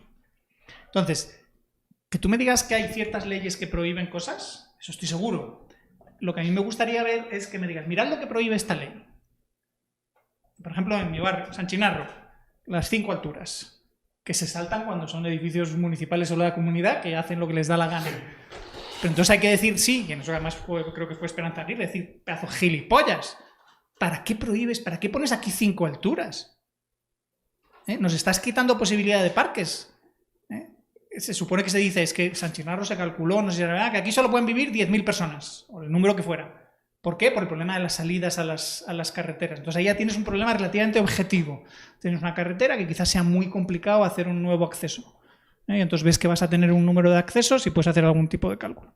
Entonces tú, para yo creerme que lo que está bloqueando es solo la ley, quiero ver esa ley y luego compararla con esas cosas que te digo como, vamos a ver, permitimos que todo el mundo se construya un rascacielos en su parcela sin importar qué impacto va a tener eso sobre la cantidad de calles, la cantidad de transporte, la cantidad de alcantarillado que hay allí, o no. ¿Cómo gestionamos eso? Tú has dicho antes que el mercado bancario, financiero, pues es muy complicado. Pero básicamente se conocen, yo al menos después de haber estudiado, más o menos conozco los problemas que hay, y entonces uno de los problemas es precisamente los efectos de red y los riesgos sistémicos. Entonces de aislarlo, de aislar unos bancos de otros y dejarlos quebrar grácilmente. Entonces, lo que te pido que hagas, en la medida que puedas, es, pues mirad, el urbanismo, ese conocimiento objetivo, hay estos problemas. Incluso, y antes de ir a las legislaciones y mostrarnos cómo son, no solo de dónde vienen, puede ser interesante, sino entrar un poco en los contenidos de mira las cosas que han prohibido, mira las cosas a las que nos han obligado, como ceder suelo para instalaciones públicas, colegios, parques y todas esas cosas, que eso podrías decir, oiga, ¿y por qué no se lo compra en vez de tener que cederlo? ¿Por qué no lo compra? Y así tendríamos un precio de mercado y sabríamos qué necesidades hay de parques y cuánto cuesta. Y entre los dos extremos hacer una especie de la ética de la libertad de la ciudad. Es decir, la ética de la libertad abstracta te dice propiedad, no agresión, libertad. Vale, pero en una ciudad separar cosas es muy difícil. ¿Cómo demuestras que eres el primero que posee cosas mientras vas construyendo la ciudad? Hay una serie que se llama Deadwood, de un pueblo en el oeste americano. Ves cómo se va construyendo, cómo se dividen las cosas en parcela. Entonces te empiezas a plantear. Y el primero que decidió construir 2 pisos, la gente protestaría, uy, esto ya es muy grande y nos está concentrando y me quita luz. Y el que se va a 3, ¿cómo sabes? ¿Puedo aprovechar hasta el último centímetro de mi propiedad o tengo que dejar unos sitios pues para pasar o simplemente para no congestionarlo todo? A ver, no voy a decir que lo que has dicho es ridículo, pero sí voy a explicarte, o al menos intentar demostrarte que es erróneo. A ver, vamos por partes. Lo primero, si tú dices que se puede urbanizar muchos metros cuadrados, pero obligas a urbanizar de una forma concreta, con edificios de 5 alturas, cuando a lo mejor lo que hace falta son edificios de 24, y en vez de 20 viviendas por hectárea hace falta 250, tú estás generando unas descoordinaciones económicas brutales. Es más, estás creando una D-Way loss, estás creando una pérdida de riqueza tremenda y ocasionando unos costes importantes. Por lo tanto, no es lo mismo decir que hagan las masas donde quiera cada uno, que decir doy 1000 licencias, 2000 licencias aquí, aquí y aquí. Igual que no es lo mismo decir el suelo es libre para urbanizar como quiera, a decir ese suelo se puede urbanizar, pero se puede usar con 20 viviendas hectáreas. Y tiene que haber 20 metros cuadrados de zona verde. Y tiene que haber 30 de equipamiento. O sea, no es lo mismo. O sea, no puede decir que es lo mismo porque no lo es. O sea, no es lo mismo una racionalización de la comida que una libertad del mercado alimenticio. O sea, no es lo mismo. No es lo mismo carta de racionamiento que eso. O sea, y me sorprende que tú digas eso. Entonces, no sé. Eso por la cantidad que has puesto. Ya, pero me sorprende que digas eso porque no es lo mismo. O sea, no es lo mismo decir se pueden construir 10.000 viviendas, como yo digo, a decir se puede construir como quieran, cuantas quieran. O sea, que no tiene nada que ver. Eso primero. Segundo, el supuesto ese de que cada uno en su parcela se hace un rascacielos es un supuesto que me sorprende que tú lo pongas. Porque es reduccionista. Muy reduccionista. Es decir, puede que haya gente cometa ese error. Escúchame. Puede que haya gente de repente empiece a hacer lo que da la gana, no se coordina ni crea esa unidad policéntrica definitiva para precisamente cómo coordinamos los servicios públicos. Si cómo coordinamos nuestras calles. O sea, puede ser que haya gente, van a fracasar, van a quedar mal y vendrá otro que lo tire y lo haga nuevo. ¿De acuerdo? Pero esa idea de si no hay planificación urbana no va a haber parques, o si no hay planificación urbana las edificios todos feos sin ventanas, o si no hay planes urbanísticos entonces va a haber rascacielos con calles así de finitas que vas a ir así y no pasan los coches para aprovechar el máximo de metros cuadrados. No, hombre, no. O sea, se van a proveer los tipos de ciudades que la gente quiere vivir y por supuesto habrá errores empresariales. Incluso habrá zonas donde no haya esa organización, digamos, común y será más complejo el asunto. Pero habrá otras que, como explica Ostrom, se van a coordinar, se van a tal. Y esos los que no se coordinaron van a decir, tenemos un problema. Es verdad que así como con la planificación urbana tenemos problemas de common y anti-commons, es decir, propiedad común que se sobreexplota o se malogra porque hay un precio de mercado que lo utilice, y hay anti-commons porque el propio sistema lo que hace al final es que se subdivide la propiedad en tal cantidad que poner de acuerdo a mucha gente para rehabilitar o cambiar es muy complicado. En un sistema donde cada gente hiciera su casa para arriba, como de la gana, eso sería un problema anti-common brutal.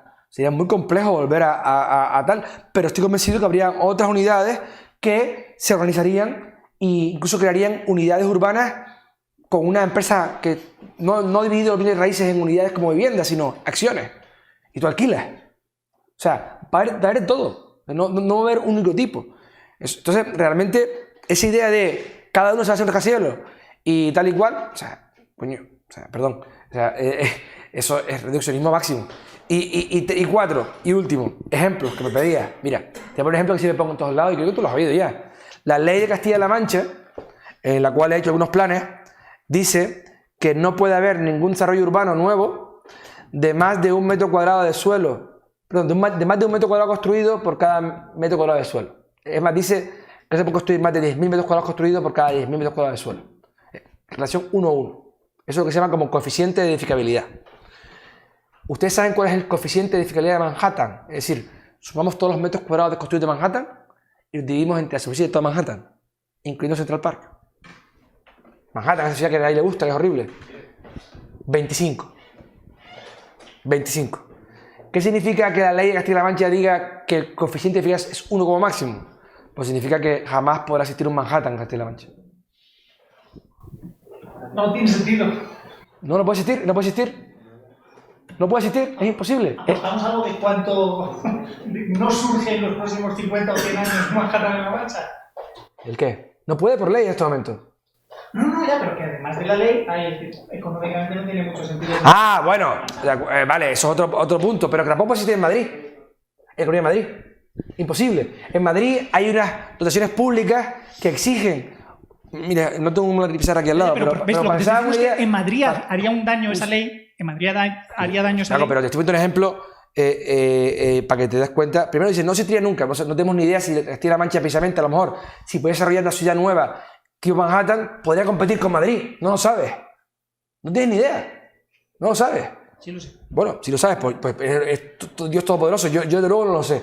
Pero en cualquier caso no lo sabes. Y Madrid tiene una ley que dice que por cada 100 metros cuadrados construidos tiene que haber tantos metros cuadrados de zonas verdes, tantos metros cuadrados de dotaciones, tantos metros cuadrados de infraestructura que hacen que no se pueda hacer en una zona con más de 0,8 metros cuadrados construidos, metros cuadrados de suelo. No lo pone la ley, pero con las reservas de suelo que ponen, perdón, estoy seco ya, ¿hay más agua, con las reservas de suelo que pone, hacen que el coeficiente de edificabilidad máximo posible sea 0,8, incluso 0,70 y algo.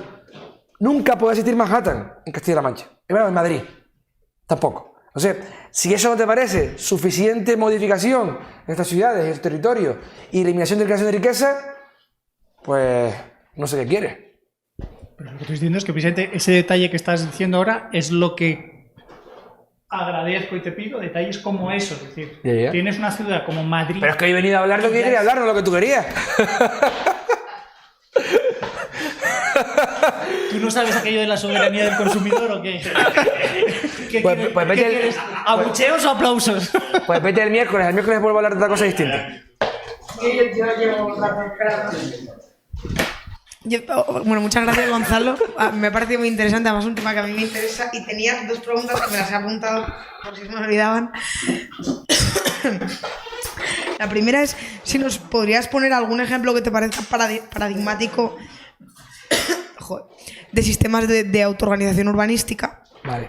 Uno que te parezca como muy exitoso y muy interesante. Y la otra pregunta es, a mí particularmente, siempre que pienso en temas urbanísticos, siempre me ha preocupado otras cosas, pero ha habido una que me ha preocupado siempre en especial, ¿no? Y además es un problema que sucede mucho en mi ciudad, no en Madrid, en Figueras, que es donde viven mis padres, y es la formación de guetos. Entonces, yo creo que, tal y como se han diseñado muchas de las ciudades, entre ellas la mía, se ha fomentado completamente la creación de guetos.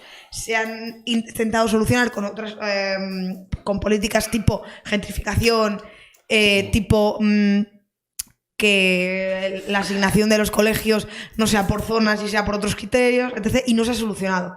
¿Tú crees que la desconcentración o el policentrismo puede acabar con los guetos? ¿Crees que los guetos no son algo malo y que por lo tanto, pues si se crean y si no? ¿Cómo ves? Voy a empezar por la segunda pregunta, por el tema de los guetos. Mira, los guetos que tenemos en España son precisamente consecuencia del sistema de planificación urbana de los 70.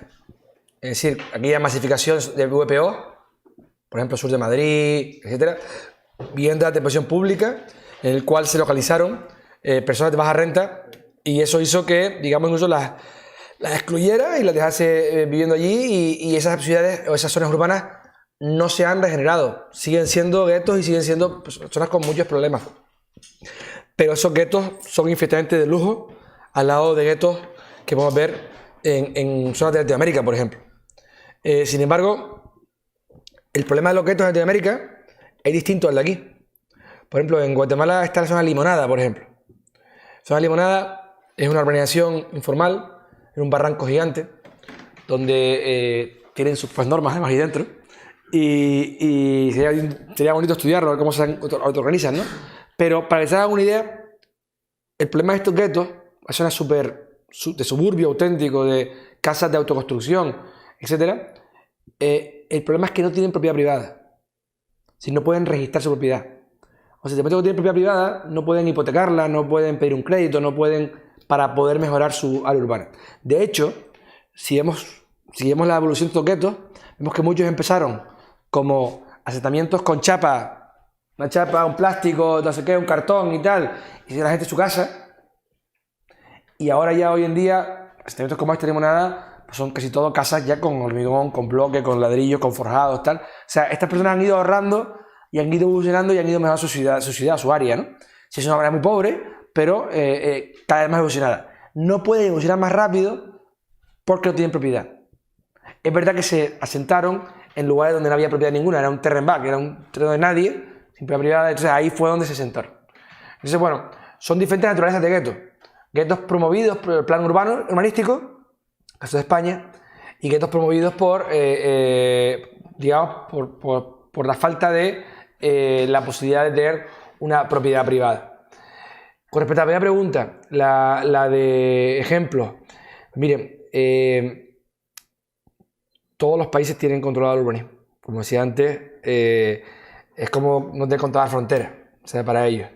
Es verdad que hay ciudades que crecen sin plan, por ejemplo, como Houston.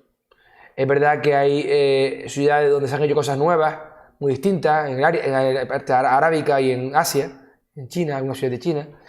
Pero la clave está en, aún con planificación, un modelo de planificación dirigido por el Estado, hay modelos mucho más coercitivos y modelos mucho más orientativos.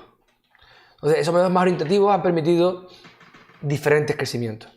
Así como decía antes, o sea, no puede haber un Singapur en Canarias mañana. No puede haberlo. Ni puede haber un Hong Kong. Ni en Canarias ni en Madrid. Entonces, si la propia ley te prohíbe o te impide un desarrollo espontáneo de la ciudad en función a los precios de mercado y en función a las necesidades en cada momento de la ciudad, pues es un problema gordo. Entonces, bueno, hay ciudades que tienen planes más orientativos, han evolucionado más y han cambiado más. Que ciudades que tienen planes mucho más coercitivos han evolucionado menos. Es verdad que hay ciudades, por ejemplo, coercitivamente, o sea, que han sido planificadas de forma coercitiva, que han cambiado mucho y para muy bien. Por ejemplo, Bilbao. Bilbao es una ciudad industrial que estaba cerrada a la ría, y una ciudad espectacular, abierta a la ría, con un waterfront increíble para pasear, con el Guggenheim. Toda la rehabilitación urbana de Bilbao es impresionante. Pero eso no quita que no sabemos cómo se hubiese organizado Bilbao si hubiese sido una organización, digamos, espontánea. No sé si te respondo con... ¿Has preguntado por ahí? Hemos hablado un poco de la pertinencia de que las ciudades y los espacios urbanos, barrios o unidades incluso más pequeñas que los barrios, actúen de una forma similar al libre mercado, donde hay triunfadores y perdedores en función a muchísimos factores. Me gustaría escuchar una reflexión por su parte sobre el coste del fracaso de áreas urbanas o de ciudades, el coste económico, coste social, costes medioambientales, porque lo ha dicho antes, el coste la creación de un espacio urbano lleva mucho tiempo y son unos gastos enormes en los propios edificios, las redes de sistemas generales, pero su decadencia y su debacle puede ser muy rápida. Entonces me gustaría simplemente escuchar una reflexión sobre eso, sobre los costes de eso y cómo permitirlo o no, gestionar, más que nada gestionar esos costes si los hubiera. Vale. Bueno, en primer lugar, no estoy de acuerdo con esto que has apuntado, que en el mercado hay vencedores y perdedores. En el mercado normalmente hay vencedores y vencedores. Es decir, cuando hay intercambio es porque ambas partes están ganando. Si no, no hay intercambio. Donde hay vencedores y perdedores es en el modelo actual. Es decir, cuando una línea te pone urbanizable y no te pone urbanizable, hay unos que se han quedado con una propiedad que no vale nada y otros que han salido una propiedad increíble. Cuando en un edificio te dicen que puedes hacer 1000 viviendas, en un sector te dicen que puedes hacer 1000 viviendas y que puedes hacer 10, hay un tío que ha ganado y otro que ha perdido. Cuando un solo te dicen que es una red pública para, no qué sé, de lo que sea y no va a haber una compensación, hay un tío que ha perdido y otro que ha ganado. Cuando de repente expropian a alguien para hacer una carretera, esa persona que expropiaron va a perder y va a ganar la sociedad completa porque ha expropiado. Entonces, en el sistema actual hay vencedores y perdedores. En el mercado no hay vencedores y perdedores. Puede haber gente que asuma costes de externalidades. Eso sí puede haber. La externalidad puede surgir y puede ser unos problemas que hay que ver, analizar y ver cómo solucionar. Pero no son productos de intercambio, sino son, digamos, cuando hay costes a terceros y estos están difuminados y no se pueden identificar, es complejo digamos, la internalización de esos costes. Por ejemplo, el modelo actual de ciudad que tenemos en Madrid, por ejemplo, promueve la contaminación. Mucho, además. O sea, no es los coches, es el modelo urbanístico. En Madrid no se puede densificar, es imposible, está protegido el centro de Madrid entero. No digo la zona latina, es todo el barrio de Salamanca. O sea, el barrio de Salamanca mañana no puede empezar a surgir torres, etcétera, como está haciendo en Londres, por ejemplo. No puede, está todo protegido, todo. Es imposible densificar la ciudad de Madrid. Es más, en ciudades densificadas funciona el transporte público. En ciudades poco densificadas no funciona el transporte público correctamente. Entonces, por muchos metros que construyamos, la gente va siguiendo en el automóvil. Entonces, que densifique la ciudad, la gente deja de usar el automóvil y usa el metro. Cuando vas a Nueva York, la gente va en metro, no va o en taxi, pero no va en su coche. Algunas personas van en su coche, pero no, porque es tan densa la ciudad que no merece la pena. Es más, si tú tienes que moverte porque en tu barrio tienes todo, vas a ser más eficiente, vas a ser mucho más, vas a consumir menos recursos. Entonces, realmente el modelo actual también produce costes ecológicos importantes. Entonces, la premisa que pusiste, yo la pongo en cuestión. Es más, decías, no, es que en el mercado pueden haber urbanizaciones que fracasan, que se hacen mal. No, es que, por ejemplo, el sistema actual promueve ese tipo de urbanizaciones. Si vamos, por ejemplo, a Lleves, a Guadalajara, vemos que hay una urbanización gigante que está vacía. Si vamos, por ejemplo, a Vallecas, vemos que hay una parte de Guanajuato que está vacía. Si vamos, por ejemplo, a lo de Pocero, ¿cómo se llama? A Seseña, vemos una urbanización gigantesca vacía. ¿Fue el mercado? No, fue la planeación urbanística. Fue el plan urbanístico que propuso eso y hizo eso. Fue el sistema actual que lo hizo. Y unido al sistema bancario que tenemos de reserva fraccionaria y expansión del crédito, que cuando hay una inyección de pasta brutal, la gente se lanza a invertir en ladrillo. Es más, los ayuntamientos se dedican a hacer más suelo urbanizable para incrementar dinero. Entonces, realmente, justamente, esas urbanizaciones vacías que tenemos son producto de la planificación urbana y no del mercado. ¿Digo con esto que en el mercado no pueda producirse eso? Por supuesto que puede producirse. Pero así como en el mercado se evitaría mucho más eso porque los precios de mercado van a guiar el desarrollo urbano que en la planificación urbana. Es decir, los precios de mercado van a decir cuándo hay que densificar y no hacer sprawl. O sea, las ciudades inicialmente, y eso lo vamos a ver el miércoles, crecen con baja densidad. Porque es mucho más barato consumir suelo que construir un rascacielos. Ahora, cuando de repente empieza a haber presión porque en los diferentes policentros hace falta densificar porque mucha más gente quiere vivir en el centro, los precios de mercado están diciendo que ese suelo no está para una vivienda, está para 40. O sea, es en ese momento, cuando tiene un empuje de los precios de mercado, cuando los costes de construcción pasan, están por debajo de los precios de mercado, cuando se va a densificar la ciudad y no va a seguir el sprawl. O sea, los propios precios de mercado van a evitar el sprawl. Porque no es económico ese sprawl. Lo económico es densificar. O sea, todo eso no está fuera de la planificación urbana actual. Eso no existe. O sea, no hay una posibilidad de densificar cuando el mercado lo está pidiendo. O sea, seguimos creciendo hacia fuera. Es más, las ciudades actuales tenemos densidad media en Madrid, por ejemplo, ¿no? Densidad media en el centro, incluso las afueras densidad baja. Y lo metemos un metro que va hasta allá. Entonces, nos gastamos infinidad de dinero en infraestructuras públicas, ya no para ciudades de alta densidad, para ciudades de altísima densidad, para llevarnos hasta las afueras. Como es de baja densidad, la gente va a ir en el coche. O sea, el propio sistema urbanístico, el propio modelo urbanístico promueve el automóvil. Por lo tanto, está incrementando la contaminación. ¿Decir esto es decir que las ciudades hoy están más contaminadas? No. Las ciudades están menos contaminadas que hace 100 años. ¿Por qué? Porque no son industriales. La industria ha desaparecido de las ciudades. O sea, la ciudad de Madrid está infinitamente más limpia que hace 100 años. O sea, ya no hay industria dentro. Si vas a Moscú, todavía encuentras son zonas muy contaminadas. Bilbao es una ciudad limpia, comparado a hace 50, 60 años, ni siquiera 100, 50 años. La industria ha desaparecido, las tecnologías han avanzado, los coches son menos contaminantes.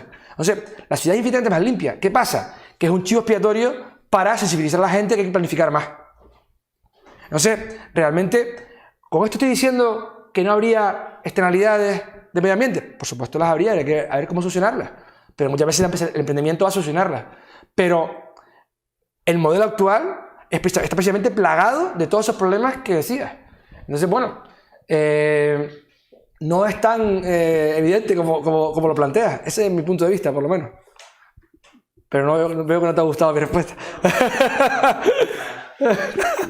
Sí, podemos seguir debatir sin problema. No, para nada, no. De hecho, por eso he pedido más una reflexión que haberla yo atacado o defendido su visión. Yo estaba pensando más que en la parte de medioambiental, tal y como la ha planteado, desde el punto de vista de la movilidad, sobre todo, ¿no? Del sprawl, de la densificación de áreas urbanas, de los coches. Yo estaba pensando, quizá la pregunta la ha motivado más cuestiones parecidas a lo que comentaba ella sobre los guetos o quizás casos paradigmáticos como puedan ser Detroit y cosas que tienen como el fenómeno del empequeñecimiento de las ciudades, de los shrinking cities. Todos esos procesos que, por supuesto, en sistemas controlados no desaparecen y por eso existen y por eso podemos hablar de ellos. Pero el comportamiento de una ciudad, no de una ciudad o sí, o de varias ciudades de forma puramente competitiva. Y quizá vuelvo un poco al principio, yo cuando hablaba de fracasados, lo que estaba diciendo es, puede haber empresas en un sistema de libre mercado, hay empresas que por desidia deciden no innovar, por falta de visión deciden equivocar sus productos y otros que lo contrario, esas empresas acaban fallando, o no hay espacio para ellos en el mercado. Es fantástico que sea así. Las causas que eso pueden tener, pues son, por hablar de causas negativas, que son las que yo me estoy fijando, puede ser la destrucción de puestos de trabajo, que pues, si el mercado es suficientemente libre, se recuperarán con aquellos sitios donde se generan demanda de puestos de trabajo. Muy bien. Eso con los puestos de trabajo es fácil de ver cómo se realiza, pero ¿y con una ciudad? Vale. ¿Y con un ahí sí que podemos encontrar puntos para hablar ahora. Con edificios, el caso de la universidad. Alguien decide poner una universidad, construye las infraestructuras para una universidad, que no son menores, y fracasa.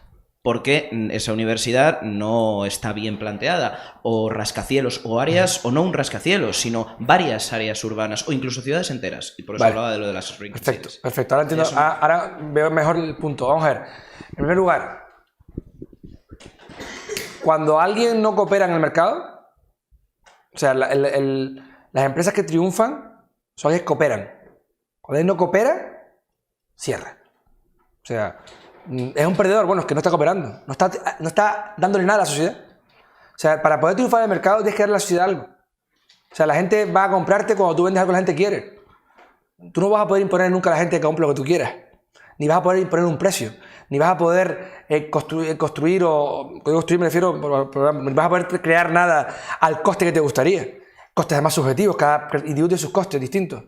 Entonces, en el mercado, cuando algo no funciona, no coopera, es buenísimo que cierre. O sea, no es un problema, es magnífico. Porque ¿qué vamos a hacer? ¿Mantenerlo con subsidios y protegerlo para que siga funcionando cuando no aporta nada? No, debe cerrar y debe chapar, como decimos de forma informal, ¿no? Entonces, que hay efectos colaterales como que hay gente que estaba trabajando ahí y tuvo que ir a otra empresa. Hombre, claro. Es que al final es todo un conjunto. O sea, no pensemos en un empresario. Empecemos, una empresa es una institución que está formada por un montón de personas. Empresarios, inversionistas, trabajadores, muchísima gente. Entonces, si toda esa organización no está funcionando bien, puede ser por una persona, puede ser por un conjunto de cosas. Y dejó funcionar bien, pues tiene que cerrar.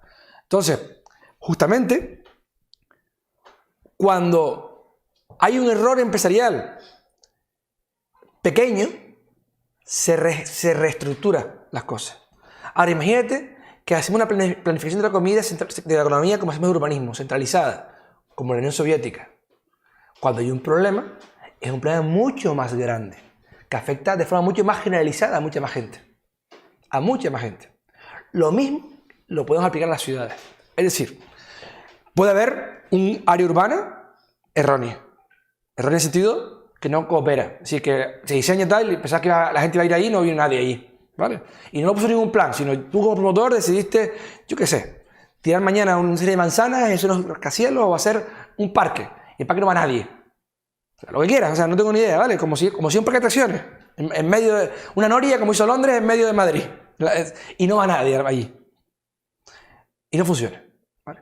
Es verdad, es una unidad y además, como es un mercado complejo y un mercado a largo plazo, rehabilitar eso va a llevar su tiempo. Es más,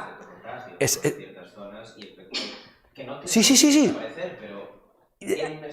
Y hay algo más. Los bienes raíces, es decir, los edificios, las calles y tal, son bienes ilíquidos. Es decir, tú cuando tienes una empresa y la empresa quiebra, imaginemos, aquí está OMA, ¿vale?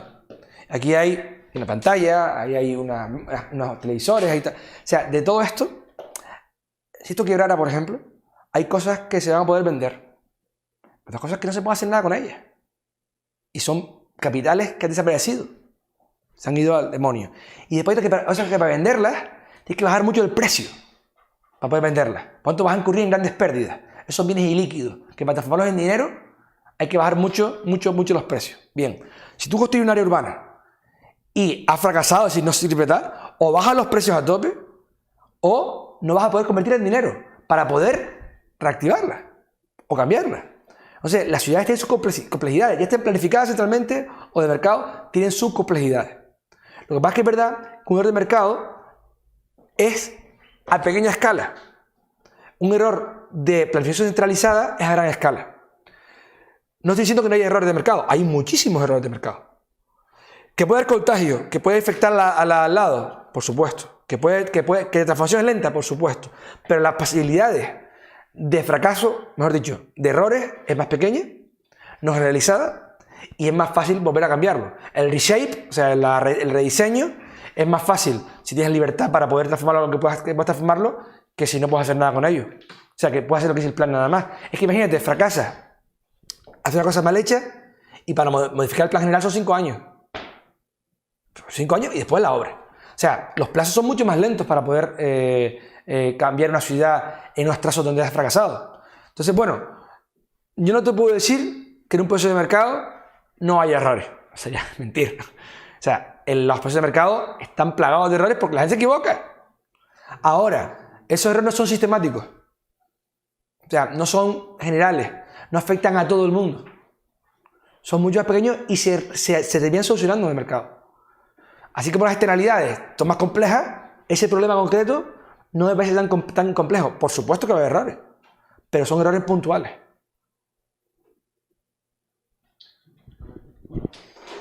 Pues ya siendo cerca de las 10, damos fin a esta conferencia. Les pido un aplauso aquí al ponente, a Gonzalo. Gracias por la conferencia. Y bueno, al resto y a todos los que nos miran, pues invitarles a la Semana de la Libertad, ¿no? Como saben, esta semana es una semana ajetreada para el Instituto, es la más importante del año. El martes y el miércoles tendrá lugar el Congreso de Economía Austriaca, el martes en las instalaciones de la Universidad Rey Juan Carlos y el miércoles en las instalaciones de la Universidad Francisco Marroquín, aquí en Madrid. El jueves, Liberacción, también en la Universidad Francisco Marroquín, aquí en Madrid. Y el viernes, por la mañana, habrá un tour, Los Misterios de Madrid, para aquellos que se animen a participar. Y por la tarde, más bien por la noche, tarde-noche, un cóctel y obviamente la Cena de la Libertad, en la que festejaremos con Antonio Escotado, que es el premiado de este año, ¿no? Así que les invito a todos. Muchas gracias.